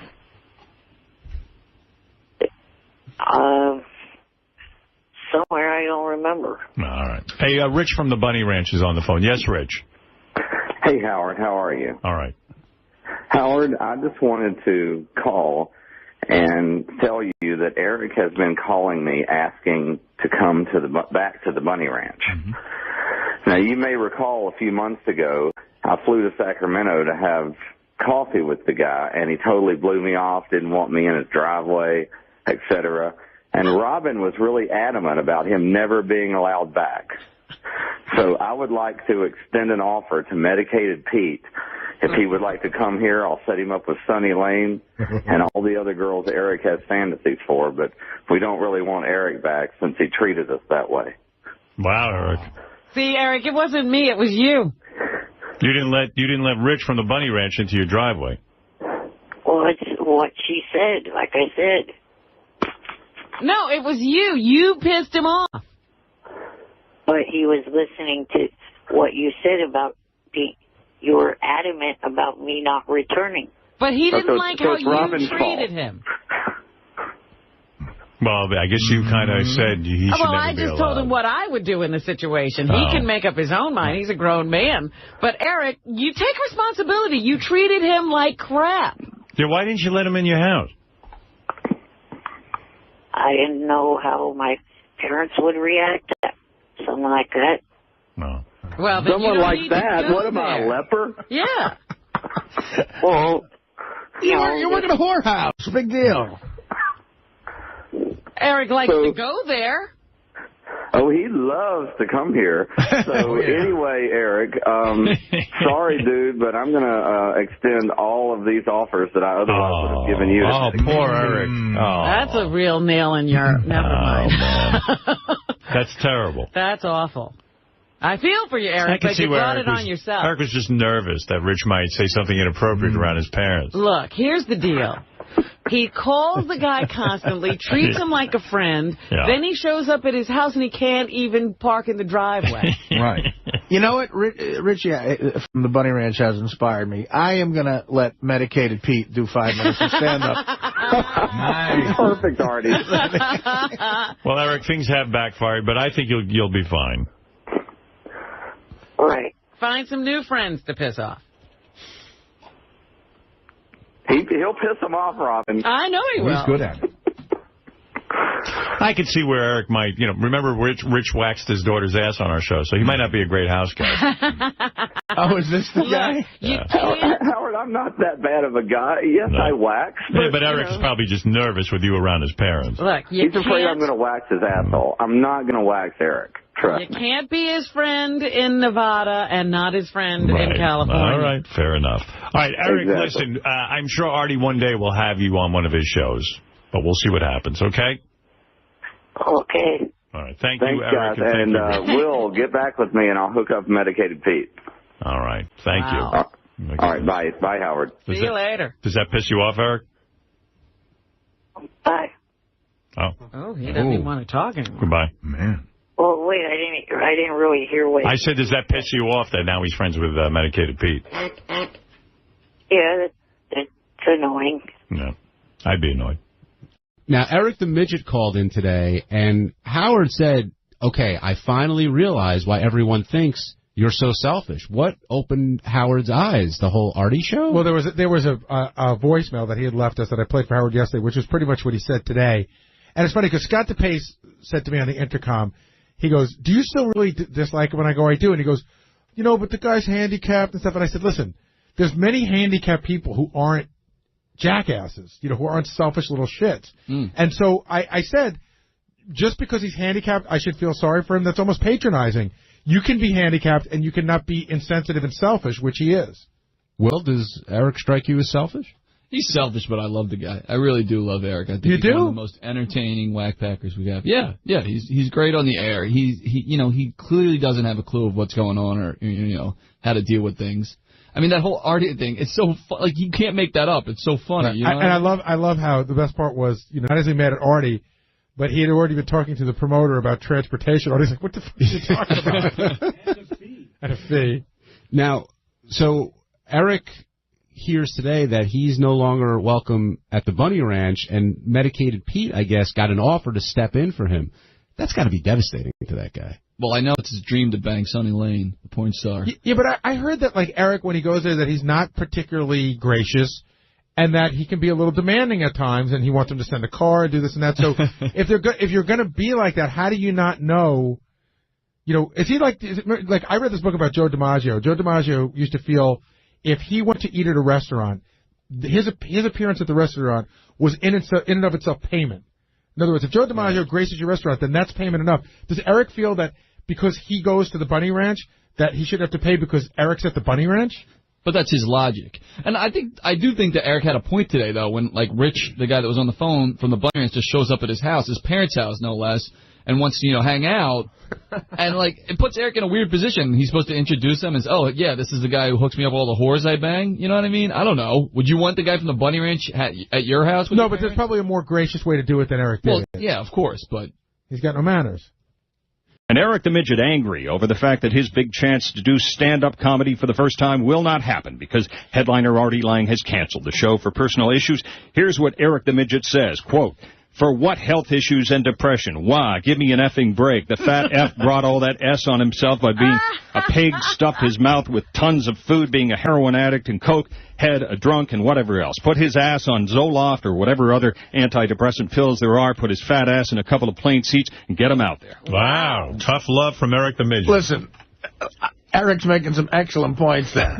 I can't argue with that kind of But logic. I told him, look, he can do stand-up either with Levy would let him do it anywhere, and if he wants to do it with you. Really? Yeah, he loves you. It sounds like he's my best friend.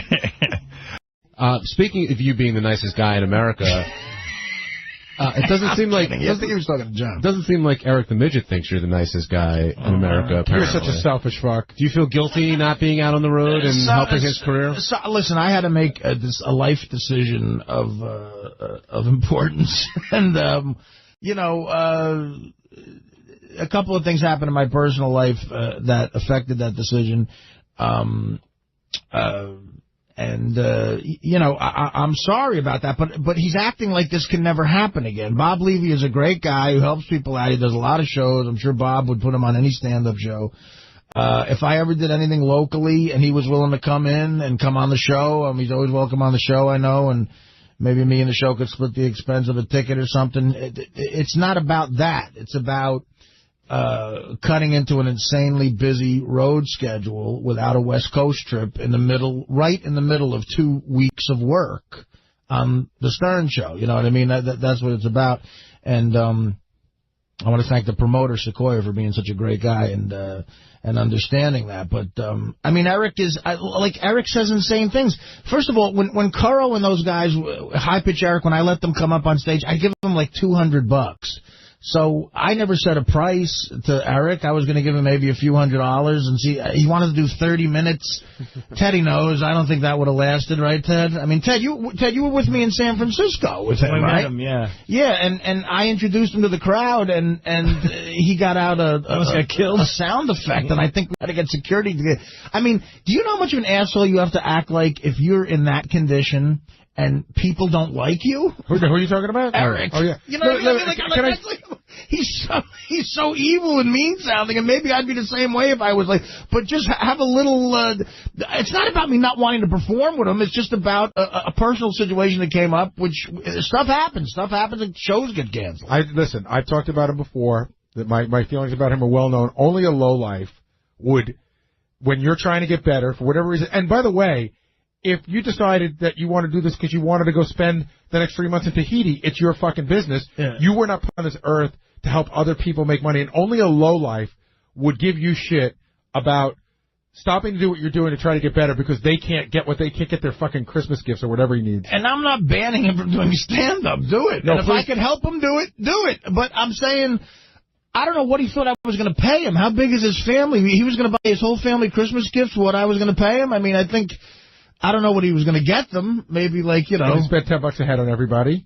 He was $50 and he got $450 left over. I'm sure he's expecting a minimum of $500 and a per diem. He was going to get everyone in his family a Lou Whitaker rookie card. You have a history of being kind of guilted into things. Are you going to send him money? Don't, Artie. No, I'm not. I've helped that motherfucker out. I took a picture with him backstage in San Francisco that he was selling for a lot of money. And I just said, fine, do it. .com. Eric the Midget's going to have to make it quick. You got to make a quick announcement, Eric, because I do have Train here who's going to perform. Well, you talk about me on the show yesterday and then on the wrap-up show, and you're going to give me a short time to defend myself? Yes. That's exactly right. You comprehended everything I just said, so go ahead. Well, for starters, I'm not thinking of myself when I'm being pissed off at Artie. I'm thinking of the fact that Sequoia, who offered me the chance to do this San Diego show, which, by the way, listeners already knew nothing the fuck about until I said it. Eric, let me explain the situation quickly to you. Artie had a nervous breakdown. Artie was in very bad shape. He could not get out of bed.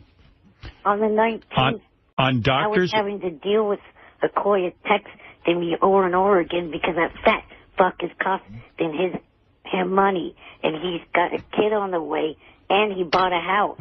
How the fuck's that fair to him? All right, Eric, sometimes people get sick, and when they get sick, they have to do what's right for them, and it's called prescription drugs. What? So he canceled the show. He did it in an honorable way. He said to the guy, look, I can't do it. At some point, if I'm healthier, I will do a show. Artie's not responsible for making a living for everyone else. If he was healthy enough, he would go out. I, for one, am glad he's not going out. I'm glad he's taking some time and working on himself. He's going to his therapist. I'm very pleased with this, and I think most of the audience would agree. Now, it is true that if Artie did the show, they were going to let you get up and do stand-up, and somehow you would have made some money. Hey, but there is nothing preventing you from going out and doing stand-up anywhere in this country. Let me clarify something there, too. It was only for 5 minutes, not the exaggerated 30 minutes that... All right, whatever it is. But Artie's unable to do the show because of illness. It's a real illness. The man couldn't come to work for 2 weeks. He's depressed. Wow. Yeah. Do you know what depression is? Wow. He has depression. Being a fucking drug addict and a pig. That's right. He's a drug addict. And he's working on getting off drugs and getting his life together. You know something? This kind of talk's really making Artie want to do this show now. Eric, your lack of understanding is almost mind-blowing. Or his compassion.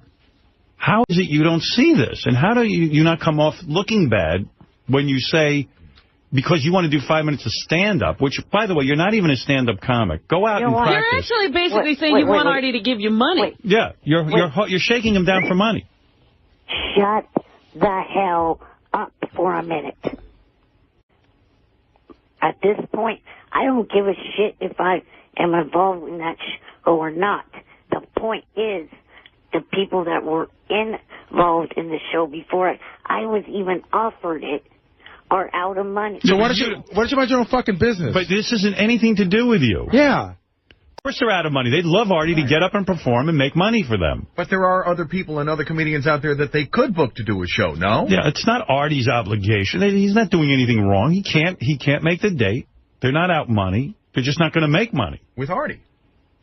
And they haven't complained to Artie, have they, Artie? No. As a matter of fact, Sequoia was very cool about it, and I appreciate that with my agent. And it wasn't like it was a day before. This is almost 2 months. It was almost 2 months before the gig. Why is this your burden, Eric? Why do you worry about Sequoia when Artie has talked with them? Or him, I don't know. I was having to calm the guy down the day before I called into the show. He was texting me like crazy. Why would he text you? Why would he call you when he can call Artie and Artie's manager? Why would he look to you for solace? Because he got me involved in the show in the first place. But you have nothing to do with it. You can't help him in any way. You have no power and obviously no compassion. What did he text to you? That he was panicking because Artie was not showing up for those days. And what were you supposed to do about that, Eric? I don't know what I was supposed to do. This isn't your problem. You're not Sequoia. Sequoia has spoken with Artie. This has nothing to do with you. You don't know the whole story between me and Sequoia. Sequoia's a really good guy, and the first show, and I would never say this if it wasn't for what you're talking about right now, but the first show I ever did with Sequoia was in Cleveland, and he came to me. I was supposed to get paid a certain amount of money, and he needed me to give him some back, and I gladly did. And he was very appreciative of that. And this is sort of the same situation. I have a good relationship with him. He's a good guy. He's a good promoter. And my agent spoke with him almost 2 full months before this show. And he was very cool about it. And I appreciate that. Me and Sequoia have a good working relationship. Maybe what he said to Eric was not for public consumption. And Eric, you're sticking your nose where it doesn't belong. You're absolutely in the wrong. I'm telling you. He hasn't said any of these things to Artie. Maybe he didn't mean for Artie to hear them. Gary, what do you make of this? I am disgusted by him. Really, really disgusted by him. And you know what? I could take his attitude and turn it. I could take your attitude and turn it right back on you and say, you get public assistance. You're handicapped. There's 1,000 handicapped people out there who work every day and make something of themselves. Stop being lazy. Get off your ass and do something. That's just as, discompassion is what you said to Artie. How about the picture of me and you I've been letting you sell on your website the whole time, and without caring? I gave you permission to do that. How about making a life for yourself and getting out of Artie's? For starters, that's not my website anymore. I don't make time off of it. But you were making money off it. You, without asking Artie's permission, you sold it, and you were making money. However little you made off it, you tried to make money off of Artie. And for another thing... No, answer that. You tried to make money off of Artie without even asking him. The person that has that website now is going to be taking that photo down. But you don't answer. So somebody else has been making it. You going to let me know that? Somebody else is selling it? So you're a crook and stupid? I'm not one bit fucking stupid at all. Well, you're stupid enough to give somebody something that doesn't belong to you in the first place that might be able to make money to you, and now somehow you figured out how to not own it. How smart is that? If you're smart, do you read books or do you have audiobooks? Because of the fucking state, I'm not allowed to own a site like that and make money off of it. Well, the point is that you get money from the state. I got an idea. How about making money and not taking it from the state? And maybe there's even a chance if you work hard, you'll make more money than you can get from the state. As I said, I went online last week in an argument with the person. You think I want to sit on my ass 24/7? I would love to have a real fucking job. But it's not like So you have a handicap, is that correct? Do you have a handicap? Yes. So does Artie. And he's sick and he's unable to do this job. Why are you so not filled with any kind of compassion? There are normal, able-bodied people. So your handicap is different than Artie's. And there are handicapped people who aren't on public assistance who make a great living. I saw a guy on Jimmy Kimmel who looks exactly like you. He makes his own living. Throughout the first pitch of the game, did better than me. Look, I feel horrible about made the first pitch look better than you. I feel horrible about Eric's condition, and I would love to, if any show I was doing, he'd be welcome to do stand-up on, but I made a logical decision. I saw flying across the country at that time, in between another gig I had and getting back to the show. I've been doing that for almost a decade. Why are you explaining yourself to him? Well, because, look, I do feel bad. What has he ever done for you? Really, what has he done for you? He calls you fat fuck. Wait, let's recap, Artie. He took your picture and sold it without asking. He calls you constantly and calls you a fat fuck. So what does he do for you? What has he ever done for you? You've done much for him already. I asked after the weekend it was taken. So what? He changed his mind. And I said, no, I said yes. I said, go ahead. I don't care. And look, I feel bad for Sequoia, too, but me and Sequoia have a good working relationship. He's a good guy, and I'm sure they could still have a fine show with the other Who is worse off, Stephen Hawking or Eric the Midget? Stephen Hawking. All right. Right. Stephen Hawking he's not works. on assistance, yeah. That's right. Calling Artie and yelling at him. Stephen Hawking doesn't care. No. I always point he has a job. I always point to the kid we had in here, that kid Kyle, the wrestler. No arms and no legs. Wrestles, lives a full life, not looking for anybody's help, great attitude, not constantly wham, me. Listen, I understand your life is hard, Eric. Stephen Hawking dumped his wife. What do you think of that? I know, for like a nurse. That's right. I think this isn't his first time doing that. That's I think right. he's had a couple of He's times. a ladies' man. Right. Listen, Eric, you should have some compassion in this situation, and you really should rethink this. Now, tomorrow you can call in and apologize to Artie. You feel not at all bad about what you've been doing, huh, Eric? No. And you've been obsessed with pissing all over Artie because he's ill. And you think because he's able-bodied, he can't be... there are a lot of people who commit suicide.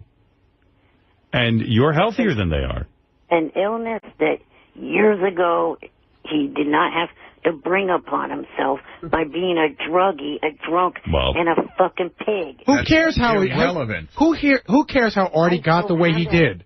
I don't have that luxury with my disability. But he's in a bad place now. Could you care less? And who the hell is able-bodied? Right. Yeah, Artie's hardly able-bodied. And your disability happened He fell years down ago, trying too. to catch a softball. Yes, but I had no It was a couple years ago. control over it. But you have control over it now. No, I don't. Like, I have control over my fingers going arthritic. No, I don't. Well, we feel bad for you. You know what? The one thing you have control over is your personality, and it's just really terrible. And you're being really mean-spirited. Personality, jackass, is all a fucking act. Oh, you mean you're really a nice guy when you're not a douche? When I'm not having to deal with you, yes. I have the feeling that this is who you are.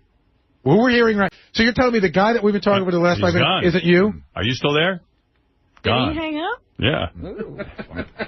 All right. Maybe he got disconnected. He gets so under my skin when he does this to Artie. I can't even tell you. Well, we're going to change your attitude in just a second because we're going to do a quick shift, little break, See, and he could be a roadie for Train.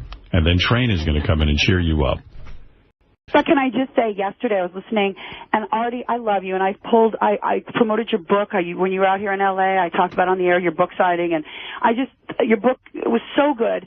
And to have that little arrogant, angry man call in and just be so rude to you yesterday just pissed me off. I don't know why you bother with him. Eric the Midget. Yeah, you don't like Eric the Midget. Howard. One of the things Jillian does not like on the show is any Eric the Midget stuff. Listen, I have everything to live for, and I almost drove off the road. I was so irritated. Jillian, I appreciate it, but I'm rude to people. People are rude to me, and it all works out. That's the way it goes. It's not even the rude. He's so fucking ungrateful for everything, and the fact that you even indulge him, Howard, or that you guys rationalize. I'm like, oh my God, Am I a crazy woman here? Am I the only person? I know Natalie loves him, and we've had this argument before, with the super fans. I just don't get it. I love when Eric the Midget calls in. I know. The fact that he doesn't get it is funny to me. Eric. Man, how can you really be upset with him? I realized how much I loved him when we thought he was really sick, and Robin, loved him so much. Too.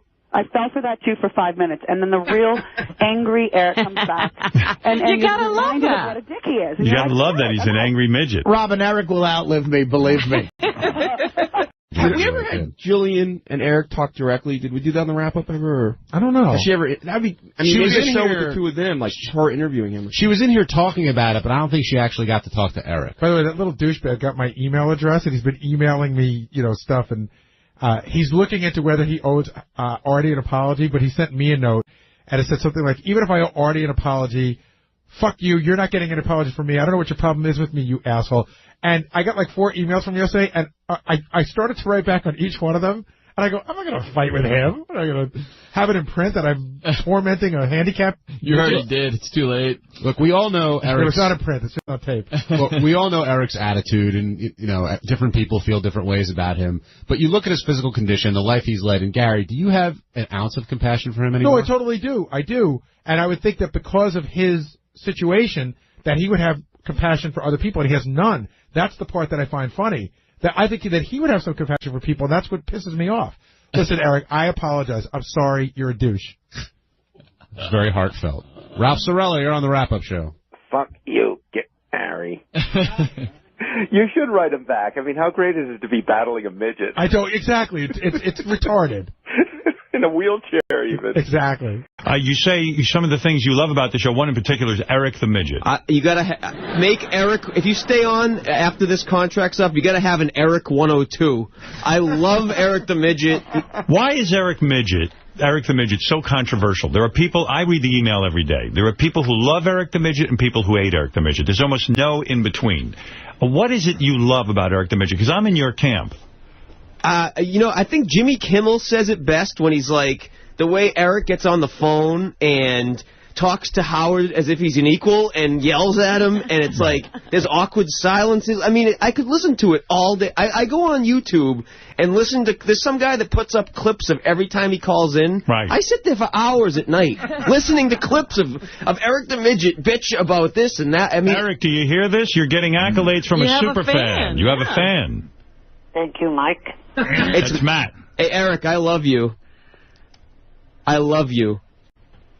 Thank you. Thank you for giving me an awkward silence. I mean, is that your favorite when he just kind of it takes him a long time to rev up and say something? This is as big as if John Lennon came from the dead and talked to me. Wow. I mean, John Lennon, Paul McCartney, Eric the Midget, and Howard Stern, Artie Lang. Were you ever a part of his website when he was doing his? I forget what it was called. I'm not that big of a loser to go on to stick him, but. Right. Oh yeah, when he was doing that American Idol show? I was friends with him on MySpace, and then you got booted. I sent him an email about something, and he sent me this big message about how I'm cleaning up my friends, and you're one of them that I'm cleaning up.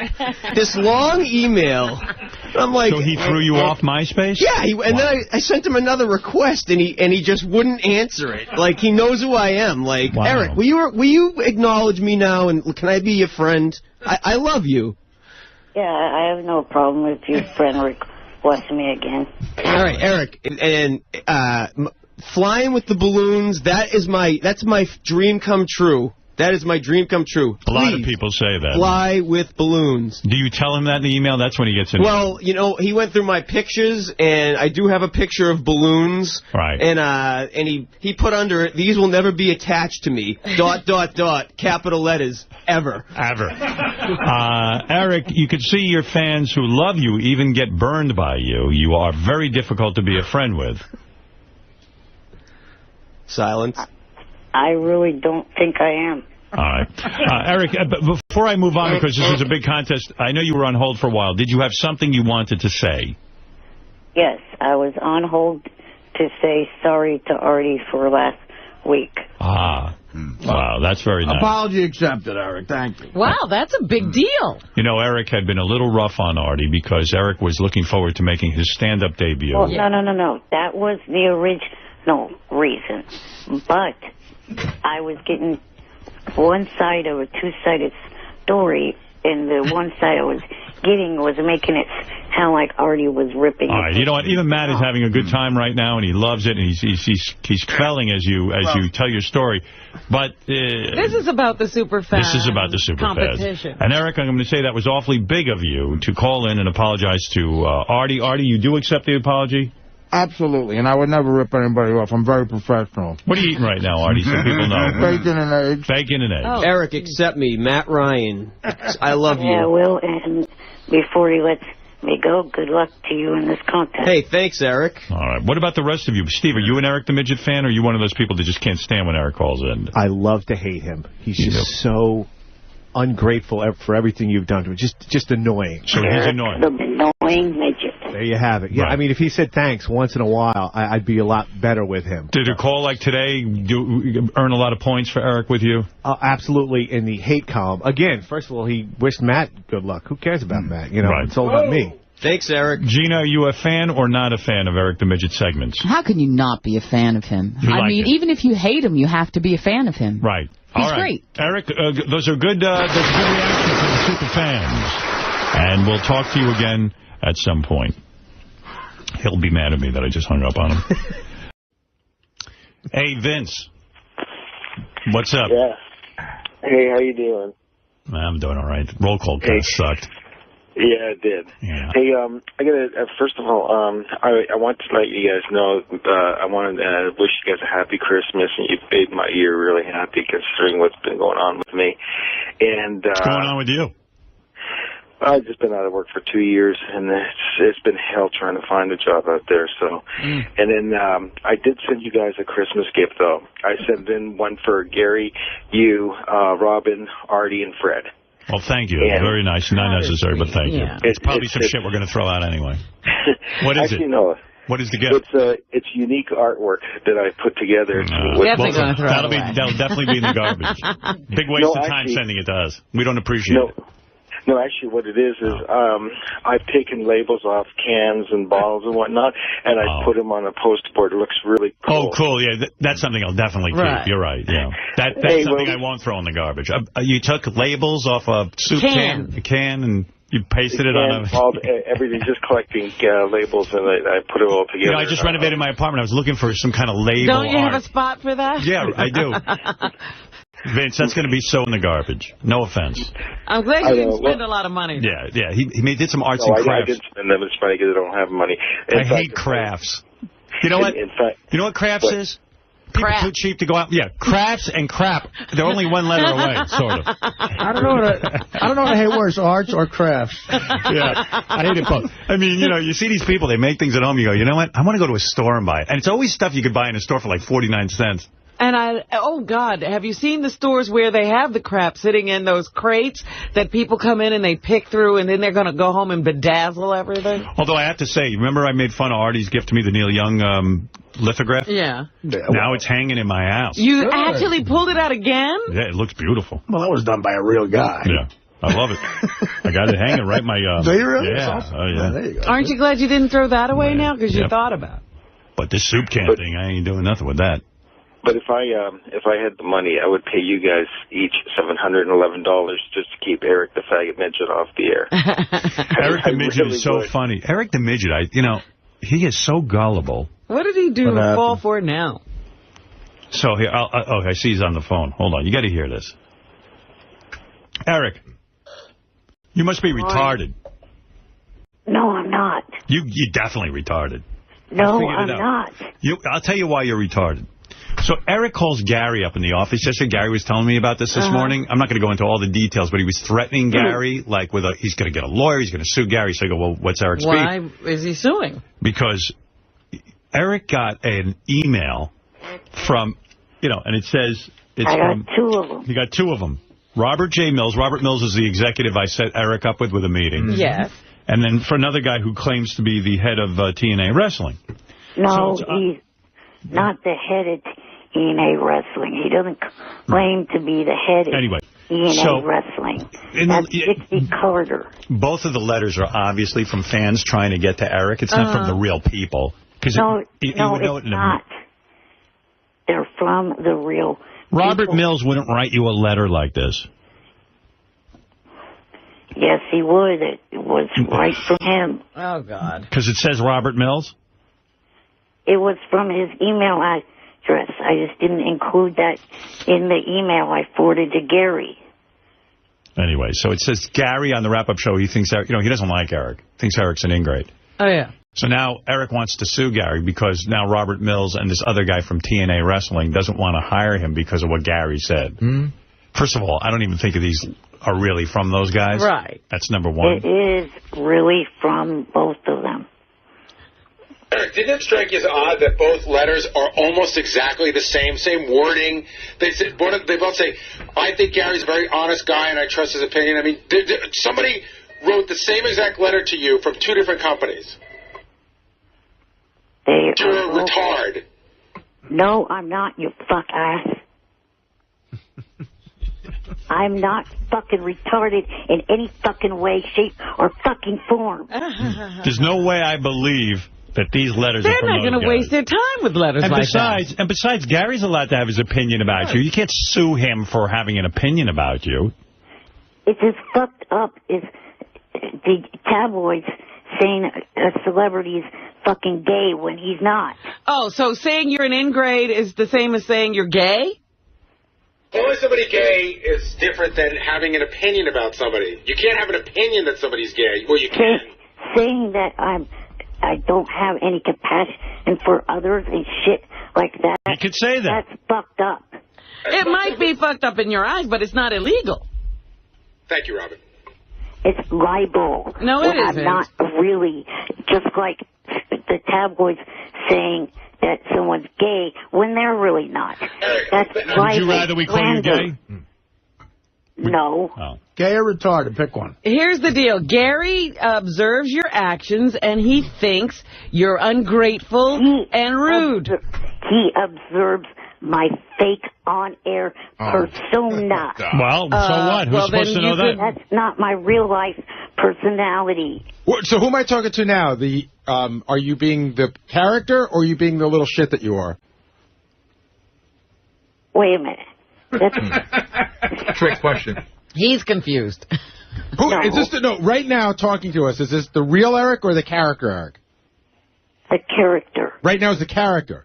So then I shouldn't be worried. Eric, I'm begging you, don't take whatever you get from Social Security. It's probably not a lot of money. Please don't waste that on Listen a to what lawyer. Robert Mills wrote to Eric the Midget. Johnny's going to help me with that. I've been considering you for some different projects that I've heard about going on here at ABC and Disney, but because of what Gary has been saying about you, I've thought better of it.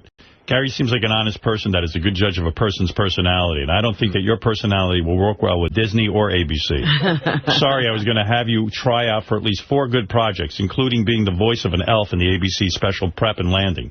Please don't call my office anymore or email me. Signed, Robert Mills. It sounds official. Wait a minute. Maybe it is Robert Mills. Are you calling him and emailing him a lot? Oh, of course he is. Yes. Yes. Oh, dear. Poor Robert. Are you kidding? Once I said Eric, I told Robert, I said, if I set you up with Eric... You're never going to get rid of it. You have a friend for life. I said, it's like herpes. Worse. There aren't that many outbreaks in herpes. Right, herpes maybe a couple times. With Eric, the outbreaks every day. It's like chronic acne. Eric, you're like chronic acne. You just keep coming back every day. Every day. So Eric's claiming he has 2 personalities like Robin. Robin uses the same excuse. I have to say. Let's see what Jeremy Borash wrote you. Gary's been talking about your personality lately on the shows. I'm rethinking the offer. I was going to... This isn't for real. Oh, Eric, you're being silly. It is for real. If what Gary's been saying about you is true, which he seems to be a good judge of character, I don't think that it will work out to have you working with us. No, it's not the exact... Please stop text messaging me, emailing me, tweeting me on Twitter. Also, on behalf of the others on Twitter, please stop tweeting to them. You'll notice that they've been ignoring you, and now you know why. It's not the fucking Jeremy Borash writing them. You're so silly, Eric. Something wrong with you. It really is. You might be retarded. No, I'm not. All right, if you're not retarded, what's... I will take any fucking test out there. He's not retarded. He's of low mental capacity. Is he? No, I'm not, you asshole. All right, what's... let me give you a math question. What's 8 times 12? Oh, geez, you're going to hit me with that when I just woke up less than a half hour ago. I love how people blame not being able to do math on waking up. Everything's because they just woke up. 8 times 12. 8 times 12. He's going on his computer now. I know. Yeah. I told you, it's a little diminished. Got to do it in your head. 8 times 11 is 88. Go ahead. 12 more, or 8 more than that is 76. That's right. 76. 8, what? You went from... You subtracted. You subtracted, dude. Oh, no, that's wrong. He hit the wrong 96. button on the calculator. 96. Ask the guy who's not the character if he knows. That took you too long, brother. Math was actually my strong suit in high Right. Well, then we're in trouble. and junior high. Look, Eric, to calm you down, I don't think those letters are legitimate. They are legit. Why do you think they're so legit? You haven't heard from them since? Exactly. Were they writing you every time you email them? No. No. All right. All right. So you haven't... Please. Calm yourself down. Nobody's looking for you. Don't sue me, Eric. You don't have a leg to stand on. Shut up, ass. And you should see he calls Gary and writes him and calls him ape face. Oh, no. Eric's like really mean. Matt wants to jump in on this. Go ahead, Matt. Hey now. Hey, Howard, can you try the roll call with Eric, first of all? I think that would be great. He can't do roll call. Hey, Eric, you know what? You're a little twerp. When I was on the show a couple weeks ago, and I'm not that much of a loser, but you said you accept me on MySpace, and I know you're all over that, like, take on shit. You still haven't accepted me, you little jerk. Why not? I've looked at my friend request every day and not seen one from you. Oh, I sent it right after the show that day. All right, Get guys. the balloon picture down, Eric. Come on. I have not declined anyone except for the fuckers that have been making fake pages of me. Eric, that's not cool. You're a little... Why don't you come down to Haverhill so we can play softball with you? All right. Enough of that. All right, Eric. You want another shot at a math question so you can redeem yourself? Go ahead. All right. If you fuck your mattress 9 times a night for 7 nights, how many times have you fucked your mattress? Shut up. I'm not answering that one. Come on. I'm not answering that You fucked your mattress 9 times a day for 7 nights in a row. How many times have you fucked your mattress? Now, work it out in your head. You can't do it. I told you. Yes, I can. Just count the stains. You'll know. Nobody needs a new mattress. All right. If Artie fucks his mattress 9 times... Wait a minute. 9 times 7 is 49. See? I told you. There you go. Smart. Math is your strong suit. 9 times 7 is 49? Oh, wait, no, that's 7 times 7. All right. Oh, crap. See? All right, so what's the answer? I passed all math requirements by 10th grade. This is the math genius? Yeah. By 10th grade, I was finished with all state requirements. Well, maybe they should have let you keep going. Where'd he go to school? In 10th grade, you finish with the minimum requirement by the state to pass a class, and you're bragging? I passed the state HOMSI test on the first try. Most people, I would say that most of the people pass their classes on the first try. It's the retards that don't get it on the first try. You're going to take that from Baba Booey? Go join one of your relatives in a zoo cage. 9 times 7. You know. 9 times Eric, that's like a second grader has to know his times table between 1 and 10. I didn't start learning times tables, like around 5th grade. So then you were in the slower class. I'm quite sure it was at any of the classes. See, Eric, that's why I'm saying a lot of these people fool with you and write you fake emails, and you're falling for it. It's not fake, either one of those. I mean, if math is your strong suit, you're not doing well here today. 9 times 7 is not 49. What if Robert Mills emailed you a letter asking what 9 times 7 was? All right. Oh. Hello? Okay.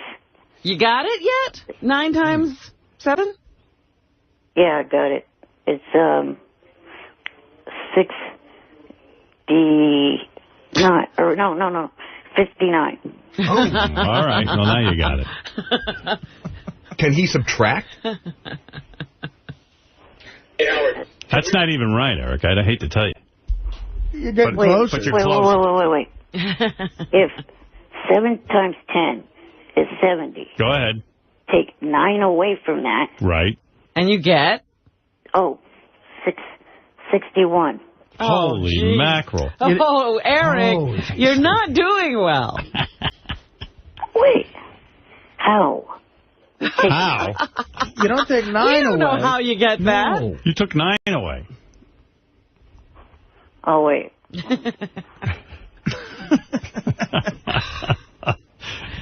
Like I said, I just woke up less than All half right, an well, hour. that's fair. Well, that was 15 minutes ago you said that. Yeah, that's been an hour.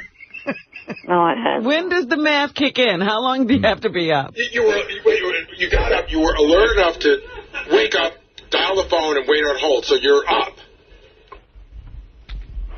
Wow. Yeah, not that hard to do. Even Theater's 9 times 7, my friend. All right, have you got it yet? What is the answer? Even your 8 relatives can dial a phone half asleep. Wow. Wow. Well, what's 9 times 7? Try again.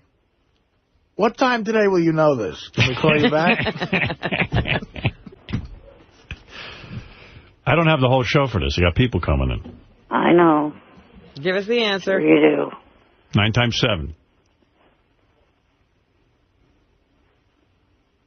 Oh, I don't know right now. All right. Okay. Can you try it again? You almost had it. You were pretty close. 49 was way off, but... Right, I realize that. Some of the more recent guesses were better. Yeah. So what did you say? You said... Let's see, 7 times 7 is 48. 9 more than that is 57. 9 more than that would be 66. Right. What is he doing? Think of it this way. 7 more. Well, 49 is 14 away. So how many is that? Oh, 7 times 7 is 48. Yeah, I played a Madden football game. I don't know why I'm not getting this. 7 is,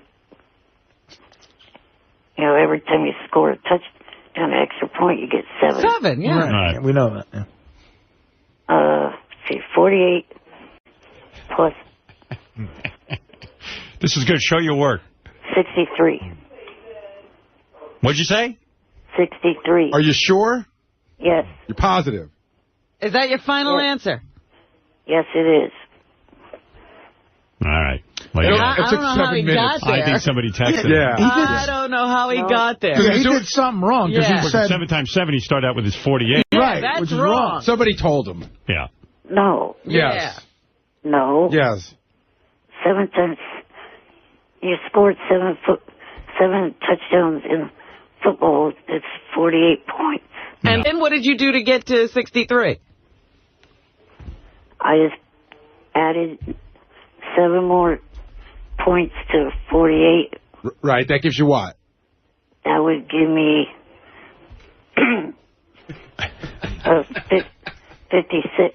How does that... No, that doesn't. well, then that's how he got it then. That was He just mistook his way right into the right answer. Listen, he was dancing around it for an hour. He's got to get it. He's got to get He one. tried every other number. Howard, I actually have something I think we can do for Eric. We have a bit coming up, Eric, and I would love to fly you in and a chance to make some money. Go ahead. Can he play? We're doing a bit called Win Sal's Money. Yeah. How do you think he'd do? I think Sal and Eric are probably on the same level. I agree. So it'd be a good test. Yeah. Hell no, I'm not. You want to go up against Sal? Who else is going up against Sal? Well, it was just going to be like Winfred's Money, except it's just one Sal person. versus Eric? Sal versus Eric. How much can Eric win? Probably 5,000. Whoa. Eric, you got to get here. Want to play? Can't I do it over the phone? phone. I mean, no one will help me. It's a game show. Can't do that. It's illegal. Did you American Dreams over the phone? You got to be here. Right. Yeah, because we can't trust that nobody will help you, just like they got you that answer just now. See, well, and because someone just gave him the answer online, I know that. And no. Yeah, because you can't even figure out how to get there. All right, you said 7 times 7 is 48. And then how'd you get to 63? He said plus 7 more is 55. Right. No, well, he said 56. 56, right? So how'd you get to 63? Just added 7 more to 56. But how much is 7 times 7? 7 times 7 is 7. Oh, no. You just threw me off. 7 times 7 is 48. Okay. And you added what? Added 7 more, and that's 56. The whole game. 7 more to that is 63. It's fascinating. Score another touchdown extra point, and that's 70. So if you're a teacher, he got the right answer, but his work is clearly wrong. Well, what do you do? It's like if he shows his work, I guess you mark it wrong. You might give him a half a point for getting it right by accident. Right. But I think it's great. Like when he said to you that math is his strong suit, didn't you think like, okay, he knows. Just reel like this off. I just believe him. Let me ask you, let's see how he would do against Sal. I asked Sal the same question, and he got it wrong. We asked Sal, who was president during the Civil War? Do you know? Abraham Lincoln. See, he'd do better. All right. I think he could beat Sal. He probably knows his geography better. You know where Right. California is, right? Yes, I live there. He and knows. What would geography have to do with the Civil War and a president? Nothing. Nothing. It's another question. We just said you'd probably know geography better than Sal. He doesn't even know where he lives. See, you're so angry, Eric. I'm fucking retarded. No, I'm not. I'm fucking retarded. Eric, do you say you're not angry? No, what Fred was hitting. I'm Fred. fucking retarded. Well, anyway. All right, Eric, look, I got to go. If you want to play Win Fred's Money, let us know. With Sal's money. Oh, yeah, I mean, Sal's money. Fred, you'll never win. I'm fucking retarded. No, I'm not, Fred. Stop hitting that. I'm not hitting anything. You're the only one that does the sounds in that studio. I'm not touching anything. How do you know? On Thursdays, it's Benji. Because, Benji actually fills in from time Thursday's to time. Benji Day. Yeah. All right. Hey, anyway, Eric, thanks for the call. I wish you luck. And Gary, I don't know. Your lawsuit doesn't seem to have much merit, but go ahead and sue him if you have to. I'm fucking retarded. I don't even think he could find a lawyer to take that case. Yeah, that's a tough case. Johnny's helping me with it. All right. Johnny probably hasn't heard anything about this. Johnny. Yeah, he has. I showed him the original emails. All right. Hey, I got to go. Have fun with your lawsuit. Later. And tell us if you want to play Win Sal's Money. He's going to have to pay his legal bill. Hey, do you want to talk to Sal real quick? I just, again, he fascinates me. They were quizzing him out there about, who was president during the Civil War and who was in charge of everything. I'm always blown away by what Sal knows and what he doesn't know. All right, go ahead. You got something you want to ask him? I think so, yeah. Sal, come in here. And Will, come in here. Let him go up against Eric on this one. Eric, don't get any help. Let's see if you could really win this. Will's going to come in because he knows. Test. Chicken shit, lame ass, And loud don't yell out your answers. Stupid, annoying, screwed up, retarded game, jackass. What is it? So first thing we said was, who was president during the Civil War? He didn't know the answer. Okay. And then he said, Eric got it wrong. He said Lincoln. That's wrong. Yeah. Oh, so you didn't even know the right answer when he heard it. He doesn't know what it is. And then we said, there was actually 2 presidents during the Civil War. And he said, that's ridiculous. What are you talking about? How could you do that? We said, Never in my give him a life. hint. One of them's a general, so who is it? Well, never in my life have I ever heard of 2 presidents. I would know that in history. And I said I think they were generals. So who was the general? General Custer for the South. All right, go ahead. No, who was the other general? Wait, Eric. I said, Eric, don't blurt out answers. All right, General Custer, and who else? For the North side, if the Civil War was Lincoln, which I think is wrong, I would say Lincoln, but I think it's Washington, General Washington for the North. General Washington was the president for the North, and the president for the South was General Custer. He's clearly goofy. No, he's not. Wait a minute. Yeah, Custer's Revenge. It was a game on Atari, and he was from the South side. That was the Confederate side, right? The South. Okay. And I remember there was General Custer's Revenge from that Atari game. And I know he covered, when you guys broke my balls last time, it was the North versus the South, and I thought the South side was General Custer. And the North was? What happened to General Maybe Custer? Grant was the North side. After his presidency, what happened to General Custer? I think he was, I don't know. I don't know. I think he was killed or something in the war. I don't know. He was killed in the war. I don't know. By the North? The Indians? Oh, yeah. What were the Indians doing in I don't know. They're everywhere. You ever go to Dunkin' Donuts? Yeah, those Indians. General Custer, since you are president, I am going to kill you. Not those Indians. Well, if you look, I know the war's in order now. Revolutionary War All right, so was what first. is your final answer for Win Sal's money? So Eric can have an idea. Howard? Yeah. Can I just tell you, we're looking up Custer's Revenge, this Atari game, and I remembered hearing about this on the news. Howard, it was a pornographic game that was banned. Soldiers were raping Indian women. Yeah, that's why I got it. It was the only Atari game I played. It's where Indians were raped by... Yeah, the women were raped by... being raped by the soldiers. I remember this was banned. I remember there was Indians involved. They were killing the Indians, and the soldiers were raping the Indians. That's why I knew there was Indians involved. Atari put that out? Yeah. Wow. What were they thinking? I don't know. Hey, hold on. I have no idea that was Atari.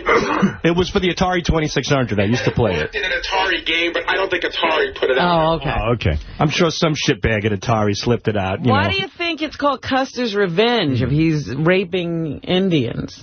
Because they killed him because he was president. Oh, okay. What else was it be? Sal's got it all figured out. Shot him in Ford's Theory. So, Eric, do you know the answer to this question? Yeah. Go ahead. Because I studied the Civil War with my dad. Custer was part of the North Army, and as Custer's last stand, he was killed after the Civil War in one of the Dakotas. All right, but who was the president during the Civil War? And we're saying you got one right, Lincoln. Both presidents. This is going to be a good game. I cannot remember the name of the president for the South. I'm fucking retarded. All right. Well, who were the two generals that ran the war? Weren't the generals, like, Washington was a general, right? So he was a president? And All right, listen, this is ridiculous. I don't know. All right, we're going to play a game. I'm not good at this. I'm not good. You're asking really? me. All right, here's what we're going to do. You're not under the delusion that history is your strong suit? Eric, I think you got a shot at the $5,000 if you want to get your ass down here, but... Washington was back in the Revolutionary War. I knew that. President. No, you didn't. And then he was the president during the Civil War? He was president during all wars. He was dead long before. I'm asking Sal. Would you stop? Well, when I heard the word general, the only general I know is General Washington, who was also a president. So when you say there's two presidents... Maybe it was General Petraeus. I don't even know who that is. Who is General Petraeus? Why would you know that? I don't know. It's only in the paper every day. Is it really? Of course. General Petraeus. There's a general now named Petraeus. Oh, really? They still use I don't even know. You didn't know they still use general as a title. General's like I thought was an old school term for the 1800s, you know. Right. Wow. You got a shot at $5,000 here, pal. Eric's going to kill him. But you never heard of General Eisenhower. Oh, yeah. Who was General Eisenhower? He was the president. Of when? Eisenhower. Was he during the... 60s? The 60s? 60s, I would guess. It's close enough. It's close enough, but it's not right. 50s. Well, all right. Give or take a couple of years. What war was he in? I don't think 50s, I would say Vietnam War. Okay. Close enough. No. I'm telling you, Eric, you better come here and get it's free money, If Eric. I was you, I'd get on the plane right now. Well, you remember General Schwarzkopf? How about General Colin Powell? Oh, that guy I know, yeah. What do you know about him? Oh, please. He's black, but he looks white, and he sounds intelligent. You know, he's the leader of the... Hamas. He's like the... no, he's the... I know what he is. He's not the commander in charge, but he was the guy in charge of, like, the military, the head of the military. All right. Right? Well, he was a general, but he wasn't the head of... President is that? The president... President's called the commander. I said that. No, you didn't. Yeah, the commander in charge is the president, but the man underneath the president, who's in charge of the wars, would be... It's actually exhausting. General exhausting. Thank you, Artie. His brain is working so hard. All right, listen, Sal, I just thank don't. We can't wait for win Sal's money with Eric the Midget. Thank you. All right, Eric, I got to go. Thank you. Okay. All right. It's like a car engine that won't turn over. Hey, Sal, real quick. What was the North called during the Civil War? The North. The North. What was the North called? I mean, common sense says the North side. I don't. Okay. North. North America? North America, right. It almost was. North. Yeah, the Civil War. Okay, I'll tell you. You had the Civil War, which is the North versus the South. Right. I've learned that. And that was the Second War after the Revolutionary War. Right. We taught you all that. That's Not wrong. really. That's wrong, too. But No, but it's all right. Yeah, go ahead. And so what did they call the North? The Yankees? The Yankees. It's kind of right. Yeah. I mean, All right, get out of here. The Yankees. Well, the South always calls the North the Yankees. Right. Now, what was the South called? The Schmankies. South would be called. I'll give you a hint. You said it already. Really? Yeah. Eisenhower's? The Generals. The Generals. The Generals, They were right. called the Generals. Right. No, that was the name of Trump's football team in the USFL. Exactly, USFL. They didn't. All right, thank you. General Lee from Dukes of Hazzard. That was the South. That's right. That's a general. Okay, good. So a car was in charge of the... Oh, wait, maybe General Lee was General Lee. There you go, General Did I Lee. get it? I think got that? I don't even know what question we're on. I the gotta South go. side must have been led by General Lee. There you go. Dukes of Hazzard. Right. Apply Dukes of I Hazzard. knew it. It was because of the car. Yeah. The General Lee. He thinks like a car. All right, thanks. Eric, thank you. Okay. Bye. Just give me 2 seconds, Howard. I got a lot to get to, and it's already late. What? I just got to tell you, just give me this is the plot of the game that Sal used to play. In the game, the player controls a character, General Custer, depicted as a man wearing nothing but a cavalry hat, boots, and a bandana, sporting a visible erection. Custer has to overcome arrow attacks to reach the other side of the screen. His goal is to have intercourse with a naked, large-breasted Native American woman. And you should see the picture. It's like, this is so archaic. Yeah. It's like not even good graphic. Yeah. There it is on the screen. Oh, my God. Custer's Revenge.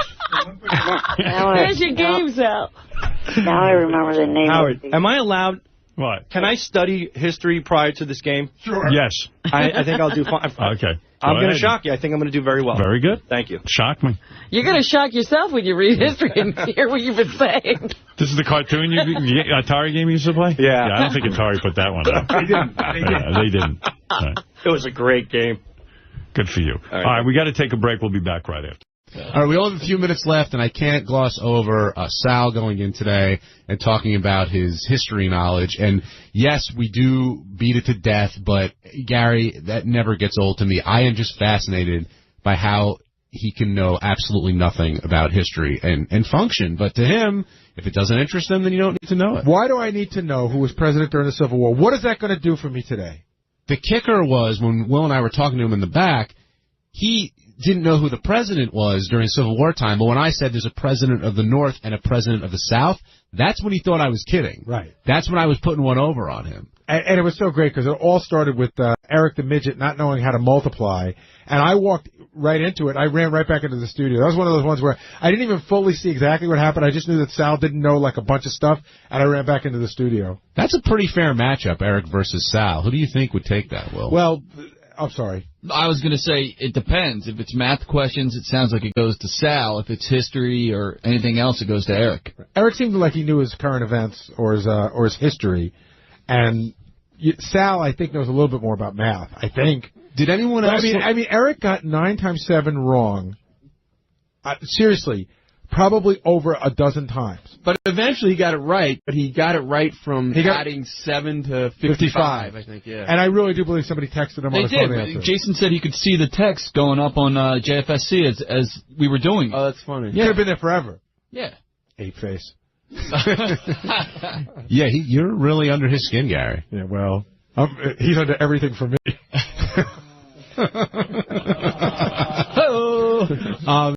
Let's start off with Steve Langford. Steve's going to come in from the Howard 100 newsroom and tell us what's going on. All right, Stevie. What do you got for us? Another tall tale from Eric the Midget. That email that Eric claimed he got from ABC television exec Robert Mills. Yeah, Eric wrote it. Mills telling Howard 100 News Eric the Midget wrote the fake email. Are you kidding? Yeah, when Robert Mills wrote me, I said, hey, that email from Eric the Midget, what? He goes, Eric wrote that. But he did ask for permission to write it himself. So. What is Eric doing? Just trying to get airtime? Yeah. Yeah. Well, nobody bought it because he worded the two email exactly the same way. Yeah. Yeah. Yeah. Nobody bought it. So it was obvious that the same person wrote both. Right. Yes. And Mills confirmed it to him. Yes. All right. Well, you got to the bottom of that. Mine. Good for you. Good investigative piece. Nope. What else That's you got? real. And pick on somebody your own size. Gary Dell'Abate taking a virtual beating from Eric the Midget, the angry little guy going thermonuclear in a series of wild emails to Gary. Eric the Midget calling Gary, among other things, Howard's effing a-hole, ape-face, retarded producer Gary Baba retard. Eric the Midget is so angry with Gary, it makes no sense. I guess Gary said some things that he doesn't like Eric or whatever. Then Eric fabricated emails from Robert Mills, the guy from ABC that I know. Yeah. And so another letter, wrote him himself, and Gary caught on right away. He said, Eric goes, I'm going to sue you, Gary. Robert Mills will not hire me because of things you said. And Gary goes, I can tell you wrote these. Yes. And then Robert Mills admitted to us that Eric is lying. Yeah. You know. But for some reason, he's still calling Gary and saying he's going to sue him. He's still angry about this? This is my fault, and I got to tell you, Howard, it's like, you know how some people are addicted to drugs? Right. He keeps emailing me, and I can't help but answer him. Yeah. And it's usually like one-word answers. You know, like he goes, it wasn't a hoax, and I just write back fraud. And then he sent me an email about how he's getting me all the phone numbers for all his teachers, that he was a student teacher, but he's writing in like 3-inch letters, and it's like, fuck you, ape face. I'm going to show I was a student teacher and I was on the honor roll. So I write back. Right, remember he fucked up math? We asked him to do 9 times 7 or something, and he couldn't get it right. I wrote it back, and I said, there's no honor roll anywhere in the history of the world that would have a guy on it that takes 8 minutes to answer what 9 times 7 is. So I can't stop emailing him. And now he's voicemail. Yeah, but you're engaging him. I know. And he can't stay away. It's working him up. You're getting him involved, and he loves to be involved. And now he's also voicemailing Gary, as Steve mentioned. And I'll play you some of them. I love that. He's so angry. He's such an angry midget. Hey, asshole, ape face. You want a fucking war with me? You got a fucking war with me. Trust me, asshole ape. You're gonna fucking lose. I'm going to make you fucking pay for all the retarded bullshit that you've been saying about me on the air. Shut those gigantic fucking cock-sucking lips up. You sissy bolt-rolling asshole. Better stop saying the bullshit that you're saying about me, or trust me, your kids aren't going to have a fucking college fund to survive on. Fuck you. He's going to sue. Wow. Take away Gary's money.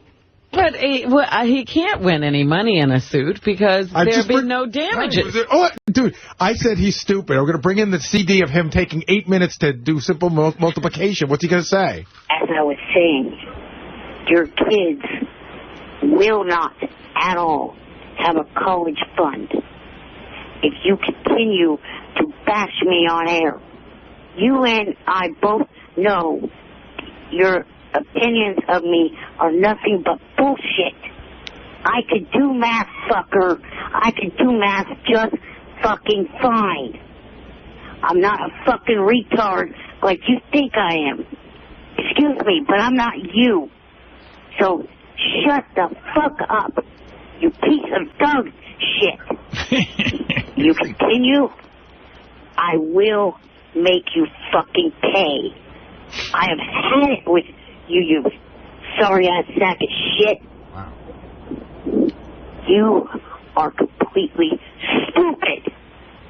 Go to hell, you sucker. By the way. Go to hell.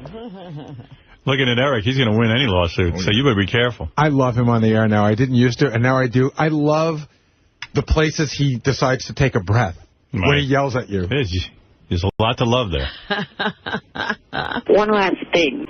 This is to you and also to Howard. Howard, I don't have any problems with you at all.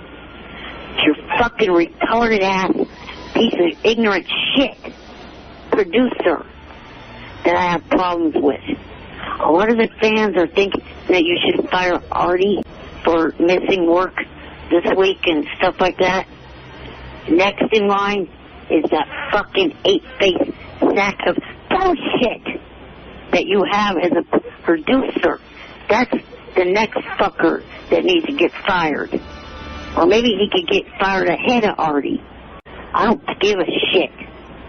But the bullshit that is coming out of those gigantic ass ape lips of his needs to shit and stop. I am sick of it. None of that shit that he's said about me is fucking true. It needs to stop. Or else, like other celebrities that get shit printed about them in the tabloids, I will get after him legally and sue him for that shit that he says.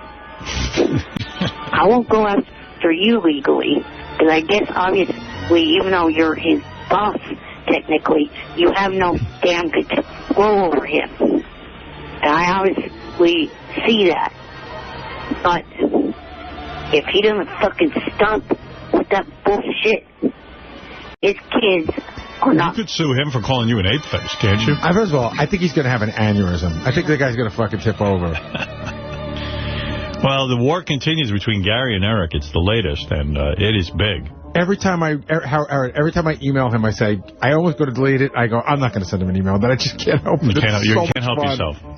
You love arguing. Well, because I know that it's going to be. The emails that he sends me back are so. They're screaming and they're you fucking ape-faced piece of shit. He's gathering up all his old teachers. He's trying to give me his transcripts. I want to see that stuff. He says that he was so smart in high school that he was actually a student teacher. Wow. But who knows what did he go to college? How could he have been a student? Did he teach math? Who knows what he's talking about? Like, listen, that guy came in and said Bruce Lee taught him, Kung Fu. Right. Then you dig a little bit, you find out the truth. All right. Thank you, Gary, and good luck with your war with Eric. I hope your kids get to go to college.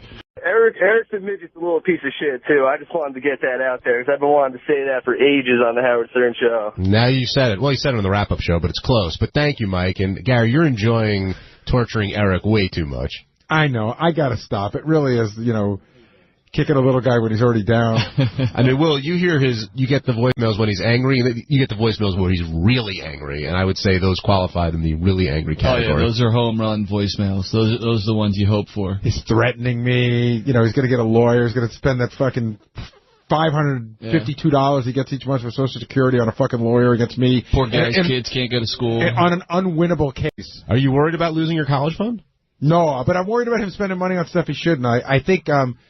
Frado even sent me a note, and he said, listen, I'm not funding this, meaning that he thought that Eric might go to him to get money for his defense fund. In fact, Johnny sent me a really funny note that said, after I heard Eric do his math, I figured out that's how come I got billed so much for that time he won it. Remember he billed Johnny Frado $50,000 for 2 days? He figured Eric's math is wrong.